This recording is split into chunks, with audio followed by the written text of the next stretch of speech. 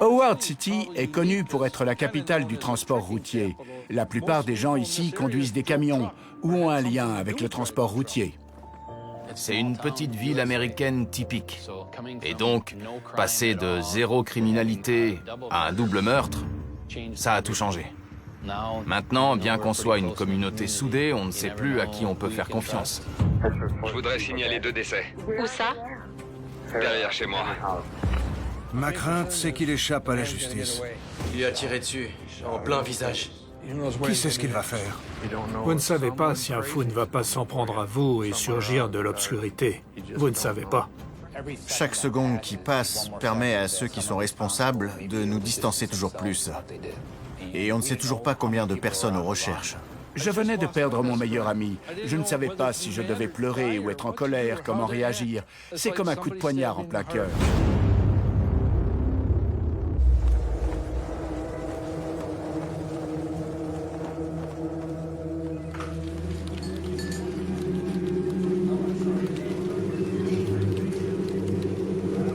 Police, j'écoute.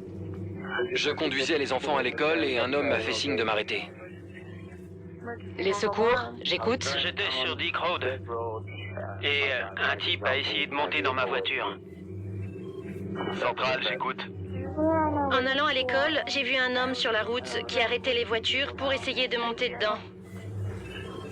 Ici les secours. Je voudrais signaler un meurtre.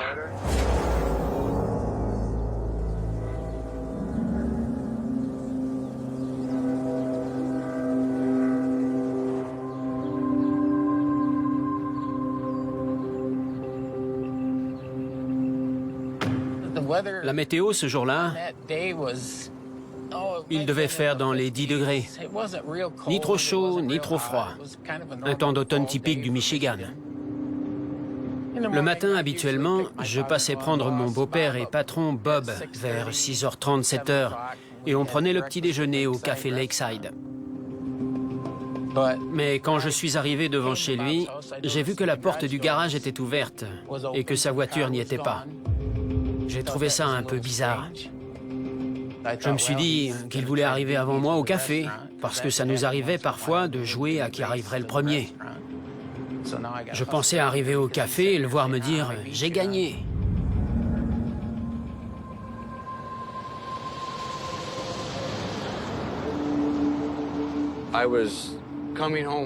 Je rentrais du travail pour conduire mes enfants au bus, pour que ma femme puisse aller travailler. Elle devait y être avant le passage du bus scolaire. Et j'ai vu un homme au milieu de la route. Et il me faisait des grands signes. Je me suis dit qu'il devait être en panne ou quelque chose. Alors je me suis arrêté. Il était un peu débraillé, comme s'il n'avait pas dormi de la nuit. Un homme blanc, maigre, la vingtaine, une parka verte, des vêtements usés, de longs cheveux blonds, filasses. La première chose qu'il a dite, c'est « Je dois aller au poste de police de Lakeview ». Ce sont ses paroles exactes. Alors j'ai dit « Pourquoi? Qu'est-ce qui se passe ?» Et là, il commence à me raconter une histoire de disputes et de fusils semi-automatiques. Il parle de 3 détonations. Je ne l'ai pas cru, parce que... Déjà, c'est un endroit super ici. Ce genre de choses n'arrive pas. Ensuite, il avait l'air d'avoir fait la fête toute la nuit. Et je me suis dit qu'il était peut-être saoul. J'étais pressé de rentrer, j'étais en retard pour amener les enfants au bus. Alors je suis reparti. Et voilà.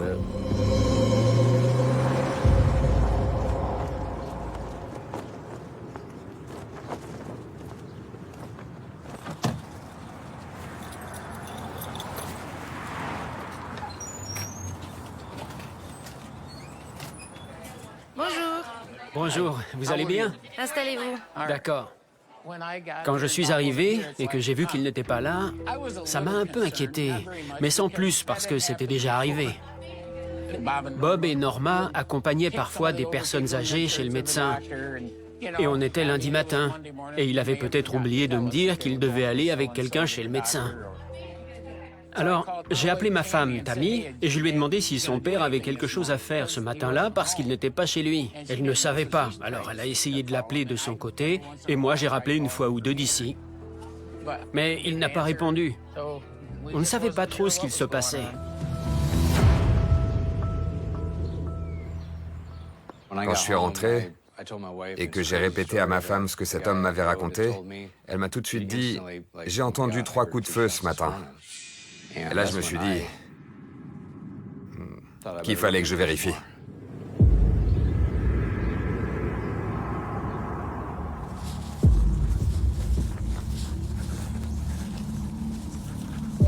Ma maison était au sommet de cette colline. Je suis descendu jusque dans le bois. Quand je suis arrivé dans le bois, j'ai vu un monospace avec le coffre ouvert. Il y avait aussi des vêtements de couleur vive par terre. Mais je pense que ce que j'ai vu, c'était du sang. J'ai cru que c'était la couleur des vêtements, mais je me souviens qu'il y avait du jaune, mais j'ai vu aussi beaucoup de rouge. Donc, quand j'ai compris que c'était des corps, je suis vite retourné chez moi et j'ai appelé la police. Les secours, j'écoute. Ouais, je voudrais signaler 2 personnes mortes. D'accord. Où ça? Derrière chez moi. Derrière chez vous? Dans la gravière. Ok. Ok. Vous savez qui c'est? Non.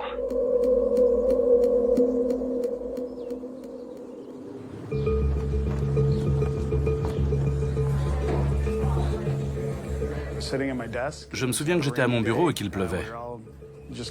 On commençait notre journée de travail avec un café et un de mes coéquipiers a reçu un appel du central à propos de 2 corps retrouvés dans une exploitation de gravier.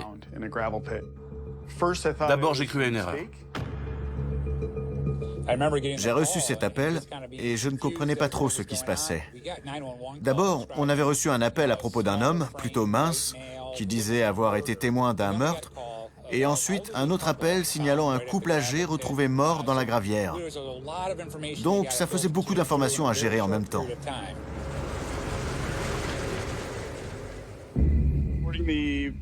On est à l'entrée de la gravière, il est 6h42. L'exploitation de gravier n'était plus en activité à l'époque. Les gens du coin y venaient principalement pour s'entraîner au tir.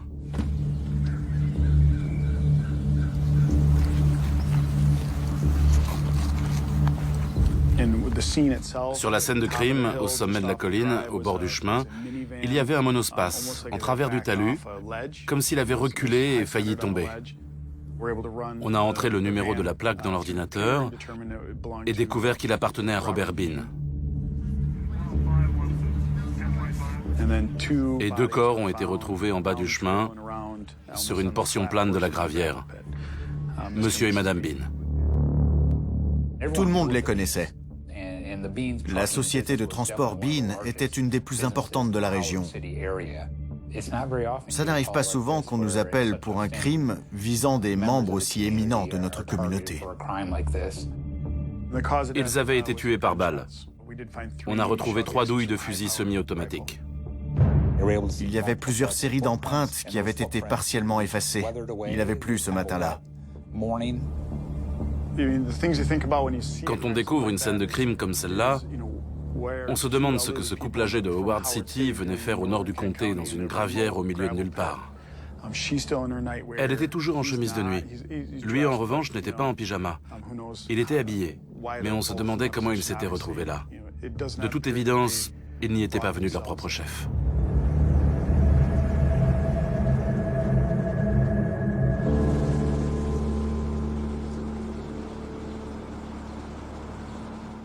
Après mon petit déjeuner, je suis retourné au bureau à côté de chez lui. Je m'attendais à y trouver Bob, mais il n'était pas là. Je me suis assis à mon bureau et j'ai vu quelqu'un passer devant la fenêtre. C'était bizarre parce qu'en général, à cette heure-là, il n'y a personne. Donc, je suis sorti voir qui c'était et lui demander si je pouvais l'aider. C'était un shérif adjoint. Et là, il m'a dit que c'était à propos de Bob et Norma, qu'il y avait eu, si je me souviens bien, qu'il y avait eu un homicide. À ce moment-là, je ne suis pas sûr de pouvoir décrire ce que j'ai ressenti. C'était...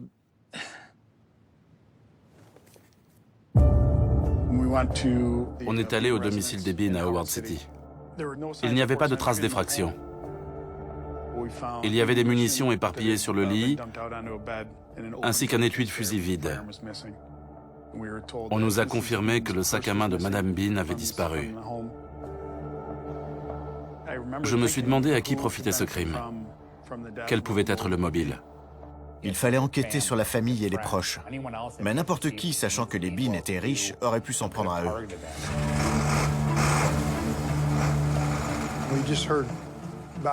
On a appris que Bob et Norma avaient été tués. Un enlèvement, ça aurait été déjà choquant, mais un meurtre de sang-froid... Non, je ne comprends pas. Avec Bob et Norma, à chaque fois qu'on signait un contrat, on allait au restaurant chinois, déjeuner ensemble. L'entreprise continuait de s'agrandir, et ils venaient d'acheter 10 camions. C'est énorme. 10 camions, ça représente plus d'1 million de dollars. Quand j'ai appris que Bob et Norma avaient été assassinés, comme leur entreprise marchait bien et que tout le monde savait qu'ils étaient riches, je me suis demandé si c'était pour l'argent. C'était le seul mobile auquel j'ai pensé. Je suppose que ceux qui avaient le plus à gagner dans la mort de Bob et Norma, c'étaient leurs enfants.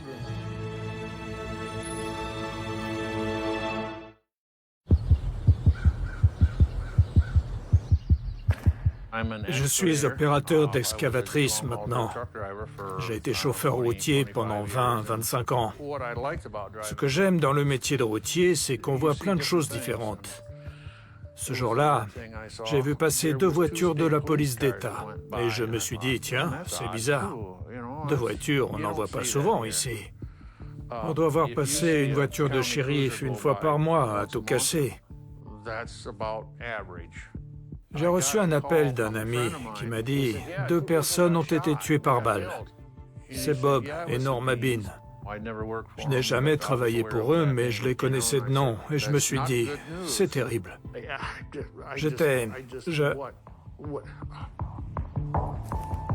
J'allais à l'église biblique de Pearson avec ma famille quand j'étais gamin. Les Bean fréquentaient aussi cette église. Mon père avait sympathisé avec eux. Quand je lui ai raconté ce qu'il s'était passé, il m'a dit « Je les connaissais, ils étaient très gentils. Ils laissaient des enfants derrière eux. Ils étaient adultes, mais c'est toujours dur de perdre ses parents. »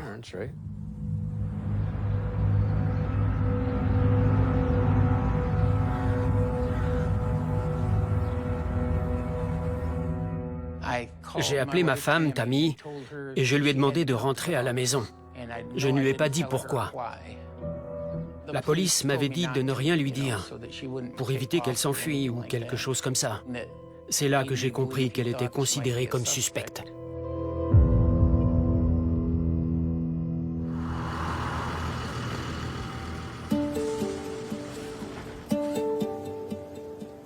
Les camions tenaient une place importante dans la vie de Bob. Il a commencé avec 1 ou 2 camions, et dès qu'il avait un peu d'argent, il l'investissait dans ses camions, dans son entreprise. C'est comme ça qu'il a réussi. Le nom de l'entreprise, c'était Transport Robert Bean et Fils. Bob et Norma avaient 3 enfants, 2 filles et un garçon. Bob était vieux jeu. Pour lui, c'était son fils qui devait reprendre l'affaire familiale plutôt qu'une de ses filles. C'est pour ça que ça s'appelait Robert Bean et Fils. Et ça ne passait pas bien auprès de tout le monde. Tammy était vexée de ne pas avoir son nom sur la porte.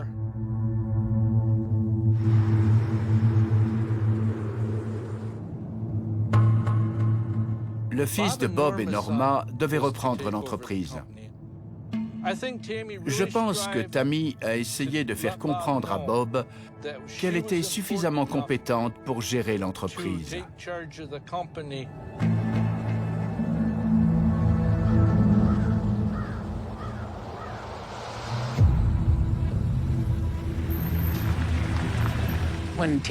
Quand Tammy est arrivée à la maison, le policier s'est approché d'elle et lui a dit que Bob et Norma avaient été victimes d'un homicide.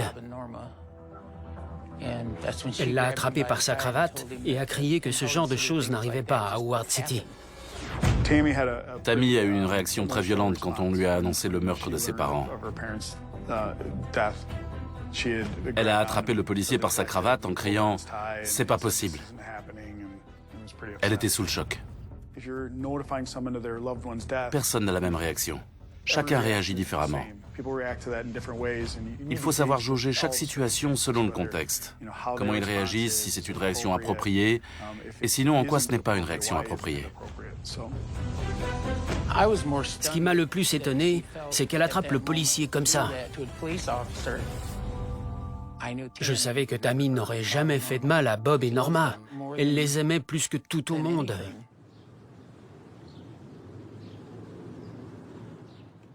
Ma femme, Tammy, c'est une battante. Elle va toujours de l'avant. Et quand elle se fixe un objectif, rien ne peut se mettre en travers de son chemin. Bob était un bourreau de travail. Ce qu'il préférait par-dessus tout, c'était travailler. Je pense que Tammy lui ressemble beaucoup pour ça. Elle adore travailler. Elle aime que tout soit comme elle l'a décidé.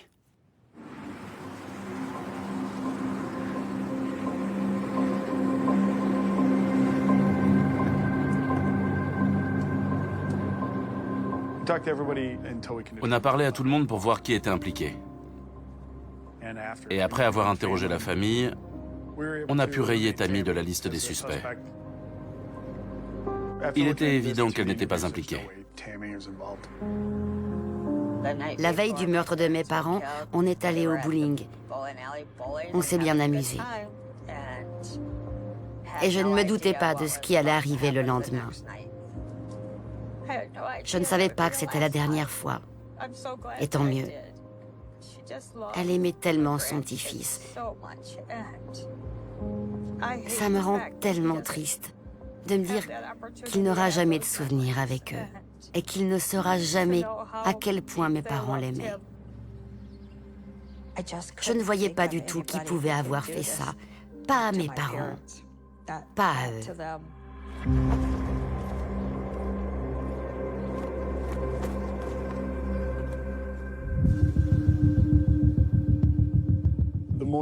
Le plus compliqué pour moi dans cette affaire, c'était toutes les informations sporadiques qui arrivaient.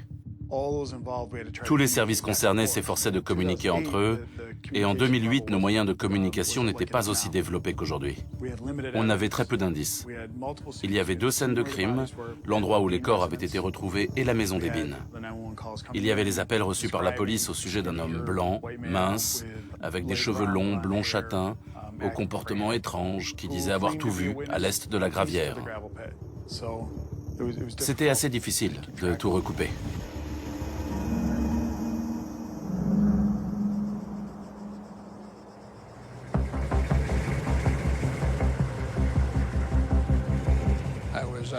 C'était un matin comme les autres.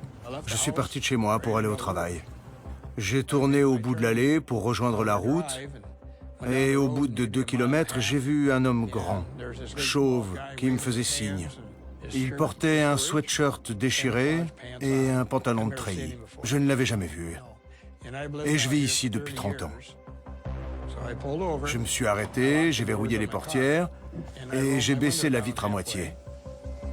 Il a tout de suite mis ses mains sur la vitre. Il criait très fort. « Hey mec, j'ai besoin qu'on me dépose à Howard City. » Ce qui m'a le plus frappé, c'est le fait qu'il m'appelle mec. Je lui ai dit « Je vais pas par là. Je vais à mon travail. » Alors il a levé les bras au ciel, je lui ai dit « Bon courage » et je suis reparti. Et quand je suis arrivé au travail, 12 kilomètres plus loin, j'ai appelé ma femme et je lui ai dit de verrouiller la porte parce qu'il y avait un type sur la route qui avait l'air louche. Et tout de suite après, j'ai appelé la police pour signaler cet individu qui traînait au bord de la route.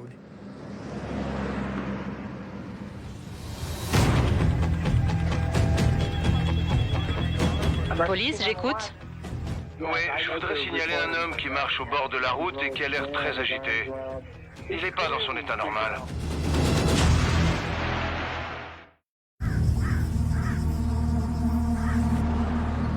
Les éventuels témoins n'appellent pas la police systématiquement. Quand ils sont sur la route, ils ne se souviennent pas tout de suite d'avoir vu quelqu'un.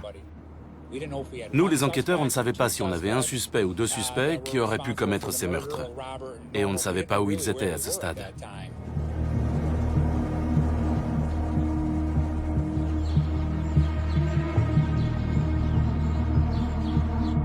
Il y avait des rumeurs selon lesquelles certains employés des Bean étaient revenus en ville parce qu'ils estimaient ne pas avoir été bien traités et qu'ils voulaient se venger.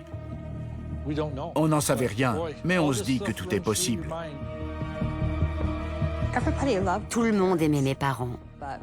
Mais le bureau du shérif voulait savoir si quelqu'un aurait eu une raison de vouloir se venger d'eux.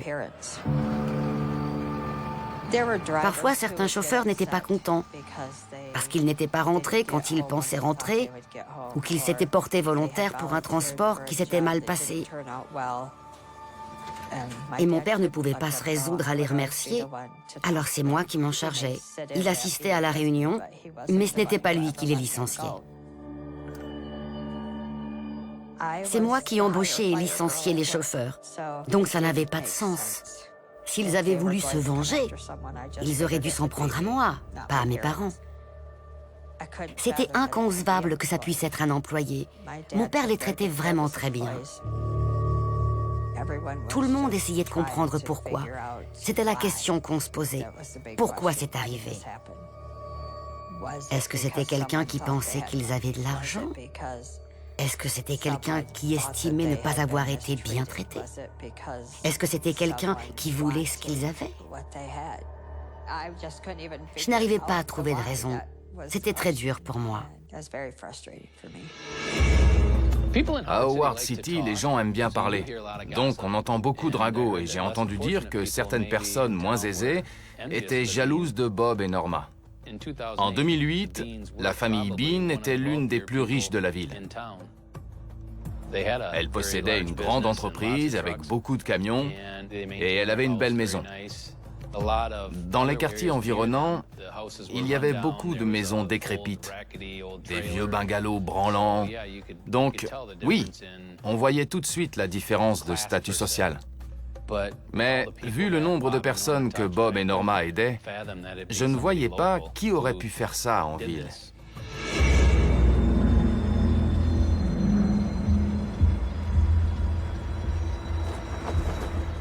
Au cours de l'enquête, on a retrouvé un sweatshirt orange à l'ouest de la scène de crime, au bord de la route, dans l'herbe. Et les premières descriptions du suspect disaient qu'il portait un sweatshirt orange. On sait que les criminels ont tendance à se débarrasser de leurs vêtements quand ils fuient une scène de crime. Ils enlèvent des trucs, mais ils changent rarement de pantalon. Donc la description qu'on a ne correspondra plus exactement. Mais il nous reste toujours la taille, la corpulence. On cherchait donc un homme blanc, plutôt corpulent et costaud, en pantalon de treillis. En plus de ça, il y avait un deuxième individu. Un homme blanc, mince, avec des cheveux blonds. L'homme agité, signalé par Jeff Kiltz. La peur s'est installée dans la ville. Est-ce qu'ils sont là? Est-ce qu'ils sont toujours dans les parages? Ceux qui ont fait ça, est-ce qu'ils sont susceptibles de revenir? Est-ce qu'ils vont revenir? Est-ce qu'on est en sécurité? Pendant que la police traquait les suspects, je suis resté sur la fréquence du central, au cas où quelqu'un les verrait passer par ici ou entendrait quelque chose, parce qu'on ne voulait pas qu'ils reviennent à Howard City.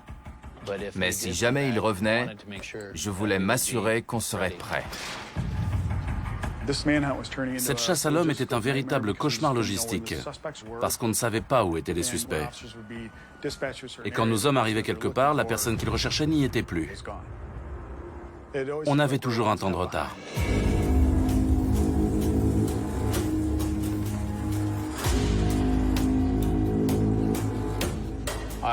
J'étais ici, en train de boire mon café, tranquillement. Et ma mère m'a appelé. Elle m'a dit qu'il y avait un jeune homme chez elle qui avait besoin qu'on le conduise à Howard City. Alors j'ai dit, OK, j'arrive tout de suite. Quand je suis arrivé chez ma mère, ce matin-là, elle était assise là. Et lui était assis là. Ma mère m'a dit, « Voici le jeune homme qui veut aller à Howard City. » Il était très poli, très décontracté, très détendu. J'ai remarqué qu'il portait un pantalon de treillis et juste un t-shirt. J'ai trouvé ça bizarre. On était en octobre et il faisait froid dehors. Il aurait dû être plus couvert. Je lui ai dit, « Mon pick-up fait du 25 litres au 100, donc il va falloir faire le plein. » Il a dit, « Ok, je vous paye le plein pour vous remercier. » J'ai dit, « Ok, d'accord. » Donc on est monté dans mon pick-up et on est parti.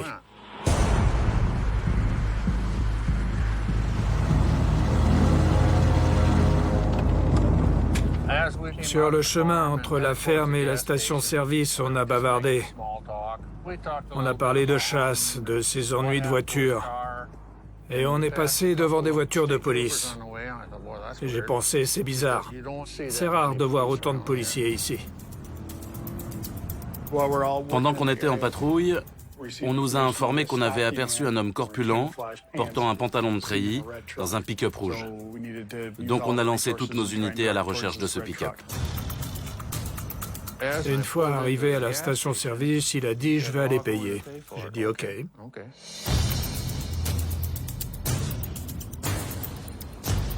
Je me suis approché de la pompe et j'ai commencé à faire le plein.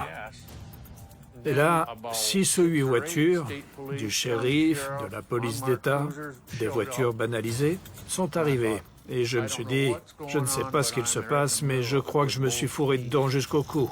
Je suis dans le pétrin.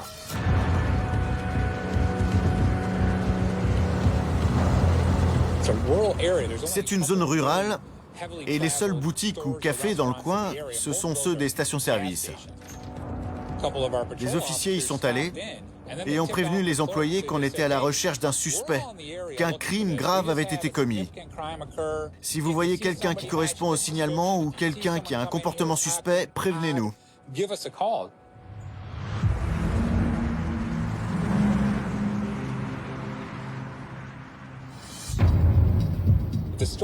Une caissière a tout de suite reconnu l'individu que lui avait décrit le policier et nous a appelés pour nous dire « Hey, l'homme que vous recherchez, il est là. Venez vite. » Donc on a immédiatement envoyé 2 de nos voitures sur place. Quand les policiers sont arrivés à la station-service, il y avait un homme près du pick-up rouge qui ne correspondait pas du tout au signalement du suspect. Ils ne savaient pas si le suspect avait un complice, s'il y avait d'autres personnes impliquées. Il fallait parer à toute éventualité. Quand j'ai fini de faire le plein, je suis rentré dans la boutique pour voir si tout allait bien. Je suis entré pour vérifier qu'il avait bien payé l'essence à la caissière, ce qu'il avait fait. Je suis arrivé à peu près au même moment. On a rapidement mis sur pied un plan d'action pour appréhender le suspect et le neutraliser. Tous les deux, on est ressortis. Et là, tout est allé très vite. Les 2 hommes sont ressortis de la boutique. L'un d'eux portait un t-shirt blanc et un pantalon de treillis, ce qui correspondait à notre signalement. Il a été immédiatement appréhendé. Au même moment, le 2e homme a été également mis en garde à vue. Lors de la fouille du véhicule, les policiers ont découvert du ruban adhésif et une culotte rouge, ce qui leur a paru suspect. John Christensen a collaboré avec la police. Il a répondu à nos questions. Ses déclarations et celles de sa mère ont permis de le disculper. La culotte rouge et le ruban adhésif, ils ont voulu savoir pourquoi j'avais ça. J'étais chauffeur routier. Quand vous transportez des tuyaux ou des planches à l'arrière d'un camion et que ça dépasse de plus d'1,20 m, il faut mettre un petit drapeau rouge. Donc pour faire le malin, comme d'habitude, j'utilisais une culotte rouge que j'accrochais sur les planches en guise de drapeau. Ça n'a pas dû faire très bonne impression. Quand il a été arrêté, l'homme au pantalon de treillis a déclaré s'appeler Tim Stephan. C'était le voisin de Bob et Norma Bean. Les parents de Tim Stephan habitaient juste en face de chez mes parents. Papa avait toujours été gentil avec eux. Il n'y avait aucune animosité entre nos deux familles. Pour moi, c'était inenvisageable qu'ils aient pu tuer mes parents.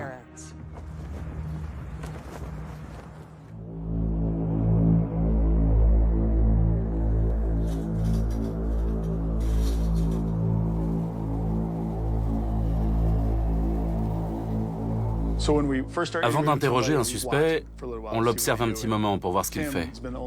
Je n'avais jamais vu personne faire ce qu'a fait Tim. Il a pris la chaise et a commencé à la soulever comme si c'était des haltères. Je suppose qu'il essayait de montrer qu'il était le mâle dominant dans la pièce, qu'il était costaud et que c'était lui le boss. On veut savoir où vous étiez hier dans la journée et cette nuit.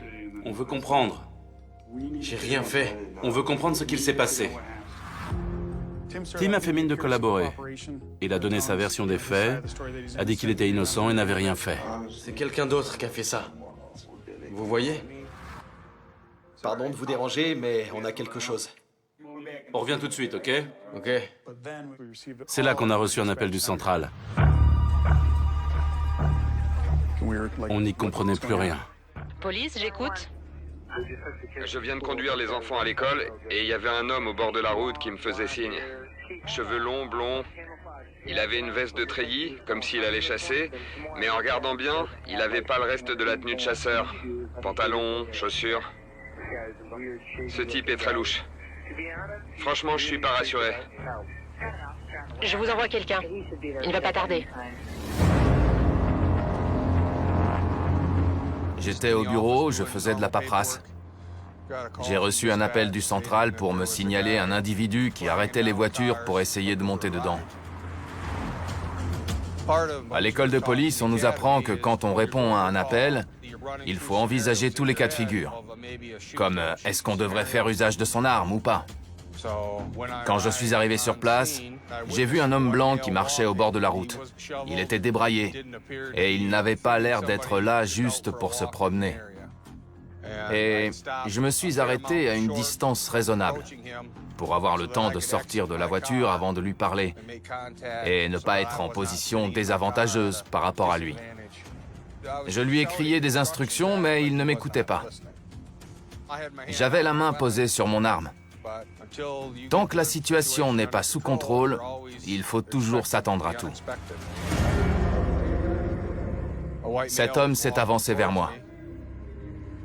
En m'approchant, j'ai vu qu'il chancelait, qu'il ne tenait pas bien sur ses jambes. Et puis, il n'écoutait pas vraiment ce que je lui disais. Mais j'ai réussi à lui dire de s'arrêter et de se calmer. Et une fois arrivé à sa hauteur, je lui ai passé les menottes. Il a dit qu'il s'appelait Bobby Fisk. On ne savait pas trop à quoi s'en tenir. Alors, du coup, on a décidé de l'emmener au poste. Brian Miour interrogeait Bobby Fisk dans une salle, pendant que j'interrogeais Tim Stephan dans l'autre. On leur a parlé séparément pour déterminer leur degré d'implication. Je vous jure, quand ils sont sortis de leur voiture, j'ai dit à Tim, va te faire f***. Je vais pas te laisser les abandonner là. Je voulais les aider à rentrer chez eux. Bobby avait un fusil. Je lui ai dit, arrête de pointer ça sur moi, c'est quoi ton problème? C'est Tim qui l'avait, je lui ai dit, lâche ce fusil. Il l'a braqué sur ma poitrine et a appuyé sur la détente. Mais le coup est pas parti. Je vous jure que j'ai rien à voir avec ça. Ils se renvoyaient la balle. Ni l'un ni l'autre n'admettait avoir tiré. Écoutez, il va falloir commencer à dire la vérité. Parce que vous savez quoi? Il dit que c'est vous.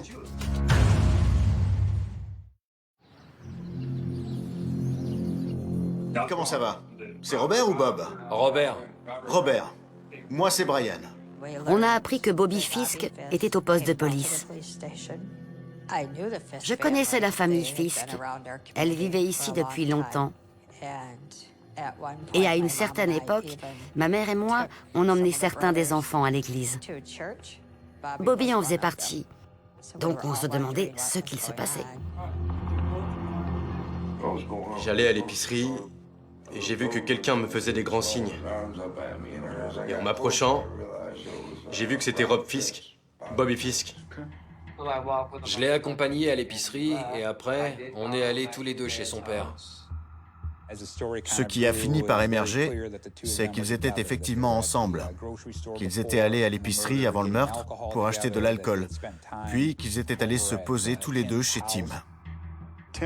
Tim nous a dit qu'il habitait chez son père, en face de chez les Bean, et qu'il les connaissait, qu'il faisait des petits boulots pour eux. On était en train de boire des bières et il a dit « Le voisin d'en face est plein aux as. On pourrait attendre qu'il aille se coucher. » Au départ, c'était juste un cambriolage. On est entré par le sous-sol. Il a dit « J'ai trouvé le sac à main. » On a vidé le sac. Il a dit « Regarde, il y a des cartes de crédit avec des numéros écrits au dos. C'est peut-être des codes PIN. » J'ai dit « Peut-être. » Donc, on est allé au distributeur. J'ai mis ma main sur la caméra et j'ai tapé plusieurs numéros. Mais au bout d'un moment, la machine a avalé la carte. On avait eu ce qu'on cherchait. Mais lui a dit « Non, il doit y avoir autre chose dans la maison, c'est obligé. » Tim a dit que c'était l'idée de Bob d'y retourner une deuxième fois. D'après Tim, Bobby avait réveillé les Beans sous la menace d'un fusil. Bob lui a dit de réveiller sa femme et de venir avec nous au distributeur. Mais comme on y était déjà allé une fois, quand on a rentré les bons codes, ça n'a pas... Ouais, je suppose. Sorti de billets. Alors j'ai dit, on fait quoi? Il a dit, on prend la voiture. Alors on est parti et on a roulé un bon moment. Je savais que j'étais en train d'aggraver mon cas. Et là, Tim raconte ce qu'il s'est passé dans la gravière. C'est lui qui tient le fusil, c'est pas moi. Bob est sorti de la voiture. Il a fait le tour pour sortir la femme. Il est temps que je me retourne. Il lui a tiré dessus, en plein visage. J'ai paniqué. J'avais jamais vu un truc pareil. Ça devait pas se passer comme ça. Je me suis mis à courir dans tous les sens. Je savais plus quoi faire. Pendant ce temps-là, il était en train de se battre. Et j'ai entendu 2 autres coups de feu.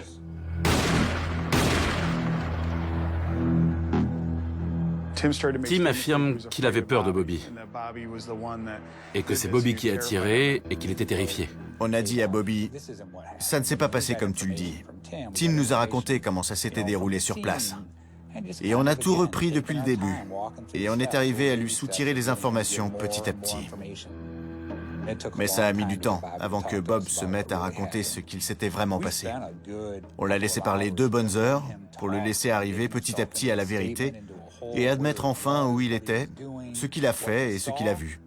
Il a fini par avouer qu'il était impliqué et il a raconté ce qu'il avait fait. Il vous a dit de la tuer? Ouais. Quand Tim finit par avouer ce qu'il a fait, il s'effondre littéralement. On voit qu'il craque. Il se frappe le visage et à partir de là, il avoue tout. Il crie « Ma femme, ma femme !» Il pleure, il se relève et il s'avance vers moi. Et je sais pas pourquoi j'ai fait ça. Il pouvait pas me faire de mal, vous voyez?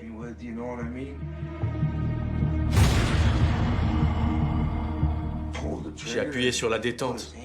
Il a levé les mains et j'ai pensé que la balle l'avait juste effleuré. Mais il s'est écroulé. Quand je l'ai vu tomber, j'ai reculé et j'ai jeté le fusil. Boum!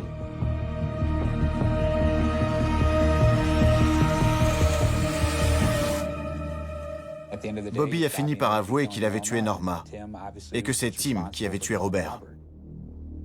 Ils ont été placés en garde à vue. On les a arrêtés.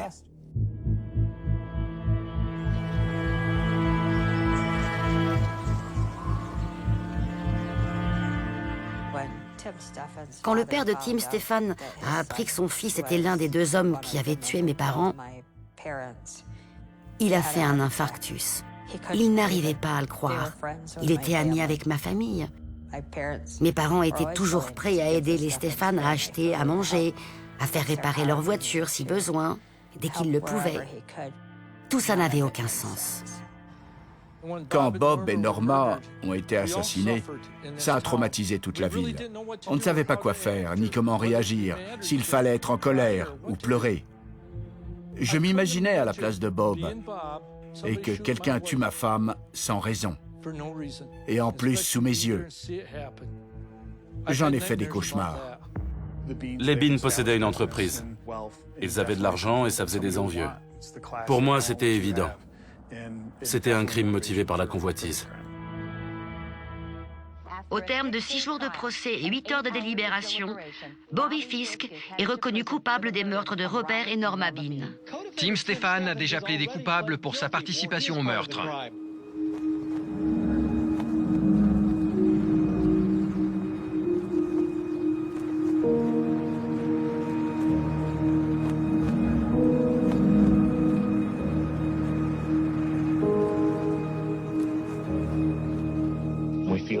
Nous estimons que justice a été rendue. Pour les enfants des victimes, ce procès leur a permis de tourner la page. C'est le verdict qu'on souhaitait, mais on n'aurait jamais imaginé être confronté à ça. Je suis contente que ce soit fini, mais je suis triste en même temps.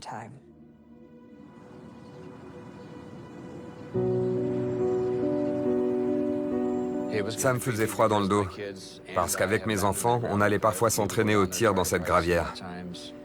Mais après avoir découvert que 2 personnes y avaient été tuées, j'y suis jamais retourné. J'ai pas envie de revivre ça, surtout que c'est derrière chez moi. Mes enfants, à l'époque, mes 2 filles et mon fils, avaient entre 4 et 6 ans, et ils venaient jouer par ici. Ça vous fait réfléchir. Pour la première fois dans ma carrière de directeur de pompe funèbre, je me suis posé la question « Comment je vais faire ?» Surtout en connaissant aussi bien la famille. Ma première préoccupation a été de rendre les corps présentables pour que la famille puisse leur dire adieu. On a fait une cérémonie avec cercueil fermé. Je m'efforce toujours de rester stoïque par respect pour les familles, mais ce jour-là, j'étais vraiment bouleversé. Ça a changé les choses, bien sûr, parce que c'était mes beaux-parents, et que ça a bouleversé toute la dynamique familiale. Ça vous rend plus vigilant par rapport à ce qu'il se passe autour de vous. On surveille toujours ses arrières. Si je pouvais leur parler une dernière fois, d'abord je leur dirais à quel point je les aime, à quel point ils nous manquent. Et que j'espère qu'ils sont fiers de ce qu'on a accompli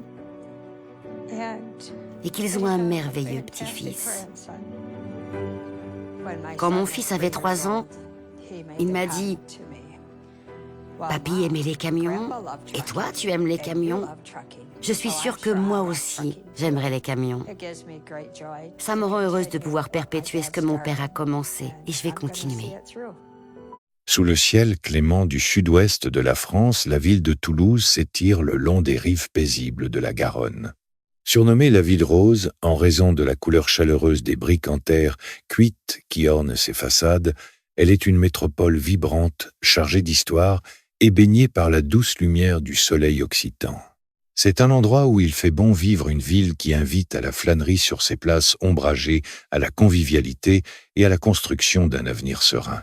Dans les quartiers résidentiels qui bordent le cœur bouillonnant de la cité, les rues bordées d'arbres abritent des maisons familiales tranquilles, des jardins soignés et des vies qui s'écoulent au rythme régulier des saisons. C'est précisément dans ce décor de cartes postales fait de quiétude et d'apparente banalité que s'ancre l'histoire d'Antoine Delorme. À première vue, rien ne distingue son existence de celle des milliers d'autres Toulousains qui rentrent chez eux chaque soir, après une longue journée de travail. Pourtant, le destin d'Antoine est sur le point de s'inscrire dans les annales des tragédies humaines les plus insaisissables, là où la normalité n'est qu'un voile fragile jeté sur les abysses. Antoine Delorme n'est pas un homme fait pour les compromis ou les zones d'ombre. C'est un militaire de carrière, un homme pour qui l'uniforme n'est pas un simple vêtement de travail, mais une véritable seconde peau, l'expression tangible de ses convictions les plus profondes. Engagé très tôt dans les forces armées, il a forgé son caractère dans le creuset de la discipline de l'effort physique et du dépassement de soi. L'armée lui a offert bien plus qu'un métier. Elle lui a fourni un cadre, une boussole morale. et une famille de frères d'armes avec qui il a partagé les rigueurs du terrain et les exigences de la vie de caserne. Dans cet univers où la faiblesse n'a pas sa place, Antoine s'est distingué par sa droiture inébranlable. Ses supérieurs voient en lui un élément moteur, un soldat fiable, sur lequel on peut compter en toutes circonstances. Ses subordonnés, quant à eux, respectent son autorité naturelle, exempte de tyrannie, mais empreinte d'une justesse et d'une rigueur exemplaires. Il est l'incarnation même du dévouement, un homme qui a fait le serment de servir et de protéger, plaçant souvent le devoir au-dessus de son propre confort. Mais derrière la posture martiale, le regard droit et la carrure imposante que lui confère son entraînement quotidien, se cache un homme d'une sensibilité que seuls ses proches connaissent véritablement. La vie militaire est âpre. Elle est faite d'ordres tranchants, d'horaires stricts, de missions parfois périlleuses et de longues périodes de tension. Pour survivre à cette rudesse, le soldat a besoin d'un ancrage. Pour Antoine, cette nécessité de trouver un équilibre est primordiale. Lorsqu'il quitte la caserne, lorsqu'il dénoue ses rangeurs et dépose son pactage, il cherche avant tout à se dépouiller de l'armure du guerrier pour retrouver la douceur d'une vie civile. Il n'aspire ni au drame, ni aux passions destructrices, ni aux frissons de l'inconnu dans sa sphère privée. L'aventure, le danger et l'adrénaline lui sont servis à satiété dans le cadre de ses fonctions. Ce qu'il désire au plus profond de son âme, c'est un havre de paix. Il rêve d'un foyer chaleureux, d'une maison où la lumière filtre à travers les volets fermés le matin d'une table, autour de laquelle on partage des rires simples et sincères. Il cherche une stabilité réconfortante, un sanctuaire impénétrable où les bruits de la guerre et les exigences du monde extérieur n'auraient pas le droit de citer. C'est dans cette quête légitime d'apaisement qu'une rencontre va bouleverser son existence et donner un sens nouveau à ses ambitions personnelles. Elle s'appelle Camille. Dès l'instant où leurs chemins se croisent, le contraste entre leurs deux univers est saisissant, et c'est précisément ce magnétisme des opposés qui va les attirer l'un vers l'autre avec une force irrésistible. Camille possède tout ce qu'Antoine n'a pas dans son quotidien millimétré. Elle est vibrante, spontanée, lumineuse.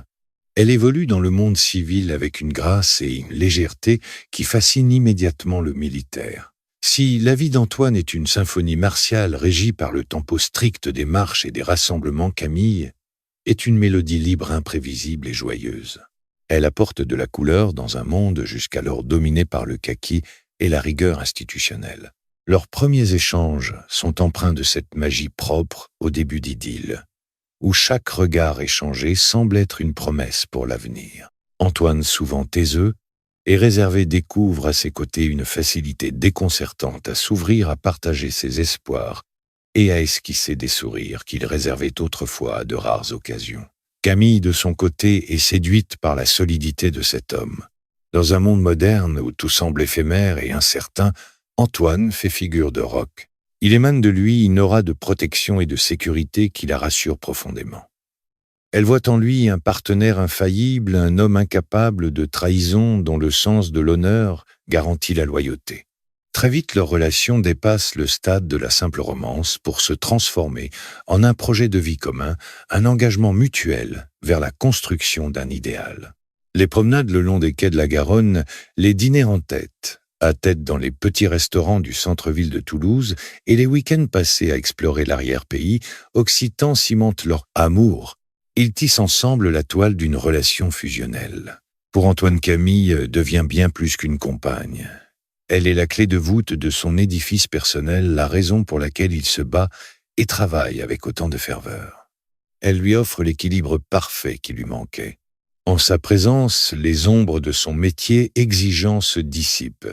Il se surprend à rêver d'une maison à eux d'enfants courant dans un jardin d'une routine rassurante et belle par sa simplicité. Il s'aime avec la certitude arrogante de ceux qui pensent avoir conjuré le sort et trouvé la formule magique du bonheur éternel. L'union d'Antoine et de Camille est célébrée comme l'aboutissement logique d'une évidence. Aux yeux de leurs familles respectives, de leurs amis et des collègues du régiment, ils incarnent le couple parfait, l'alliance harmonieuse entre la force tranquille et la joie de vivre. Les félicitations pleuvent, les vœux de bonheur se multiplient, et personne ne doute un seul instant de la solidité de cet édifice qu'il s'apprête à bâtir. Antoine, fier et ému dans son uniforme de cérémonie, regarde Camille avec une dévotion absolue. il lui remet entre les mains les clés de son cœur et la direction de son foyer, avec la confiance aveugle d'un homme qui croit en la pureté des intentions. Ainsi se referme le premier chapitre de leur histoire, scellant le pacte d'un bonheur apparent. Tout est en place pour la création d'un microcosme parfait, une cellule familiale d'une normalité si exemplaire qu'elle semble invulnérable aux tempêtes de l'existence. Pourtant, c'est souvent lorsque la lumière est la plus éclatante que les ombres les plus denses commencent à se former à notre insu, attendant patiemment l'heure de recouvrir les plus belles illusions. Une fois les serments d'allégeance mutuelle prononcés, le jeune couple s'attelle sans attendre à donner corps à son idéal. Très vite, la promesse d'un avenir partagé se matérialise par l'acquisition d'une charmante maison individuelle nichée dans un quartier pavillonnaire calme et verdoyant de la périphérie toulousaine. Pour Antoine, cette maison représente bien plus qu'un simple bien immobilier ou un toit protecteur. Elle est le couronnement de ses efforts, le sanctuaire qu'il a toujours ardemment souhaité bâtir. Les premiers mois sont rythmés par l'effervescence joyeuse de l'emménagement, les travaux de rénovation menés avec méthode et enthousiasme, et le choix minutieux de chaque détail d'aménagement. Avec la rigueur et la précision héritées de sa formation militaire, Antoine s'investit corps et âme pour faire de cet endroit un cocon chaleureux et parfaitement entretenu. Camille, de son côté, apporte cette touche de douceur, de couleur et d'élégance qui transforme des murs de briques en un foyer vibrant de vie. C'est dans ce cadre idyllique que la famille s'agrandit, franchissant une nouvelle étape charnière. La naissance des enfants vient combler de fierté le jeune militaire et insuffler une énergie nouvelle sous leur toit. Pour Antoine, la paternité est une révélation, une responsabilité suprême qu'il embrasse avec un dévouement total et une infinie tendresse. Loin de l'image austère que l'on pourrait parfois prêter aux hommes d'armes, il se révèle être un père profondément attentionné, patient et disponible dès que son emploi du temps le lui permet. Il prend plaisir à bercer ses enfants, à suivre leurs premiers pas dans le salon lumineux, à leur raconter des histoires avant de les endormir et à organiser des sorties éducatives dans les parcs de la région. Camille, quant à elle, assume son rôle de mère avec une présence constante, orchestrant le quotidien, gérant les rendez-vous l'école et les activités périscolaires avec une aisance remarquable. Les années défilent et le foyer Delorme s'installe dans une routine parfaitement rodée, faite d'habitudes rassurantes et de rituels partagés. Les matins de semaine débutent tôt dans une agitation ordonnée où chacun s'affaire avant le départ pour le travail et l'école. Les soirées sont souvent l'occasion de retrouvailles autour de repas équilibrés où l'on prend le temps de raconter sa journée, d'écouter les progrès des enfants et de planifier les week-ends à venir. Aux yeux de tous ceux qui côtoient la famille, leur vie semble s'écouler sans le moindre accroc, telle une partition jouée sans fausse note. Les albums de photos continuent de se remplir de clichés solaires des anniversaires célébrés dans le jardin autour de gâteaux faits maison, des séjours estivaux sur les plages de la Méditerranée ou dans la verdure des Pyrénées et des promenades dominicales en vélo le long des chemins de halage du Canal do Midi. Dans le quartier, les Delorme suscitent une admiration unanime et une sympathie naturelle. Pour les voisins, Antoine est l'incarnation du citoyen exemplaire et du chef de famille dévoué. Toujours poli, prêt à rendre service, à prêter un outil ou à veiller sur les maisons environnantes en cas d'absence, il inspire un profond respect par sa simplicité et sa serviabilité désintéressée. Camille jouit également d'une excellente réputation auprès de l'entourage.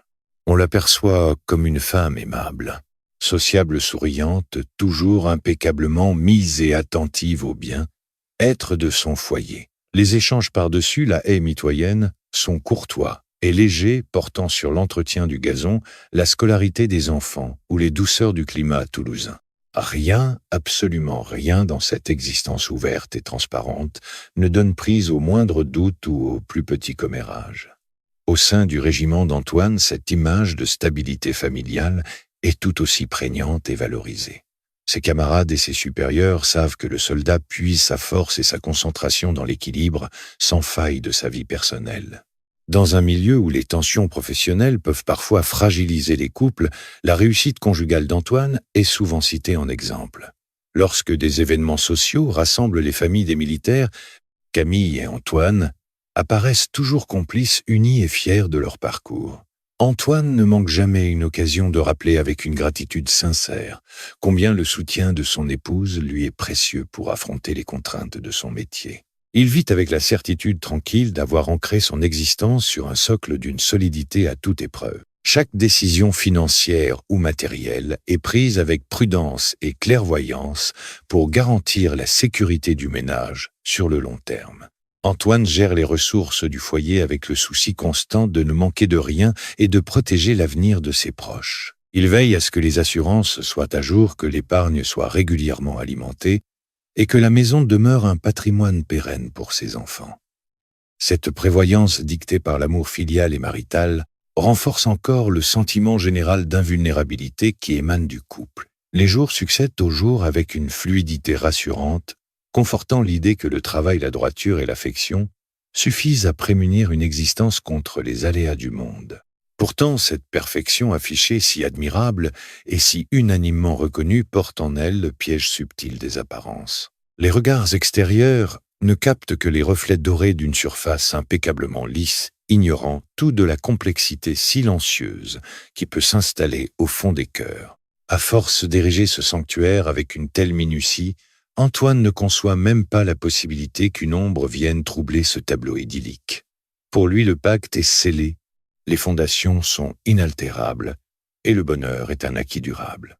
Mais la vie de famille, aussi harmonieuse soit-elle en surface, demeure un édifice fragile, suspendu aux désirs secrets, aux lassitudes inavouées et aux attentes invisibles de ceux qui la composent. Le temps, avec sa lenteur trompeuse et son imperceptible érosion, commence alors à faire son œuvre au sein du foyer de l'orme. Derrière les murs impeccablement peints et les volets soigneusement entretenus de la maison toulousaine, la vie quotidienne prend peu à peu les allures d'un mécanisme trop bien huilé. Ce qui constituait autrefois une source d'apaisement et de sécurité finit par se transformer en une routine pesante, faite de gestes 1000 fois répétés et de discussions limitées à la seule intendance matérielle. Les journées se suivent et se ressemblent dans une monotonie rassurante pour certains, mais insidieusement étouffante pour d'autres. L'effervescence des débuts, l'enthousiasme des projets partagés et la flamme des premières années s'estompent doucement au profit d'un confort bourgeois et prévisible où la surprise n'a plus droit de cité. Dans cette mécanique sans éclat, la réalité du métier d'Antoine pèse d'un poids de plus en plus lourd sur les épaules de sa compagne. La carrière des armes exige des sacrifices constants, des contraintes d'horaires rigides et surtout des absences prolongées qui viennent rompre régulièrement le fragile équilibre domestique. Qu'il s'agisse de manœuvres sur le terrain de stage, de perfectionnement ou de missions loin de Toulouse-Antoine, doit s'absenter des jours, voire des semaines entières. Ces départs, bien qu'acceptés dès le départ comme faisant partie intégrante du contrat moral du mariage militaire, finissent par créer des vides abyssaux dans la maison. Lorsque la porte se referme derrière le soldat portant son uniforme et son lourd sac de voyage, un silence étrange et épais retombe sur le salon. Durant ces périodes d'absence, la charge mentale et physique du foyer repose intégralement sur Camille. C'est elle qui doit tout assumer: le réveil des enfants, la logistique scolaire, les courses, l'entretien, les petits tracas du quotidien et la solitude des longues soirées d'hiver. Au fil des années, ce fardeau quotidien cesse d'être perçu comme une contribution partagée pour devenir une source sourde de rancœur et de fatigue psychologique.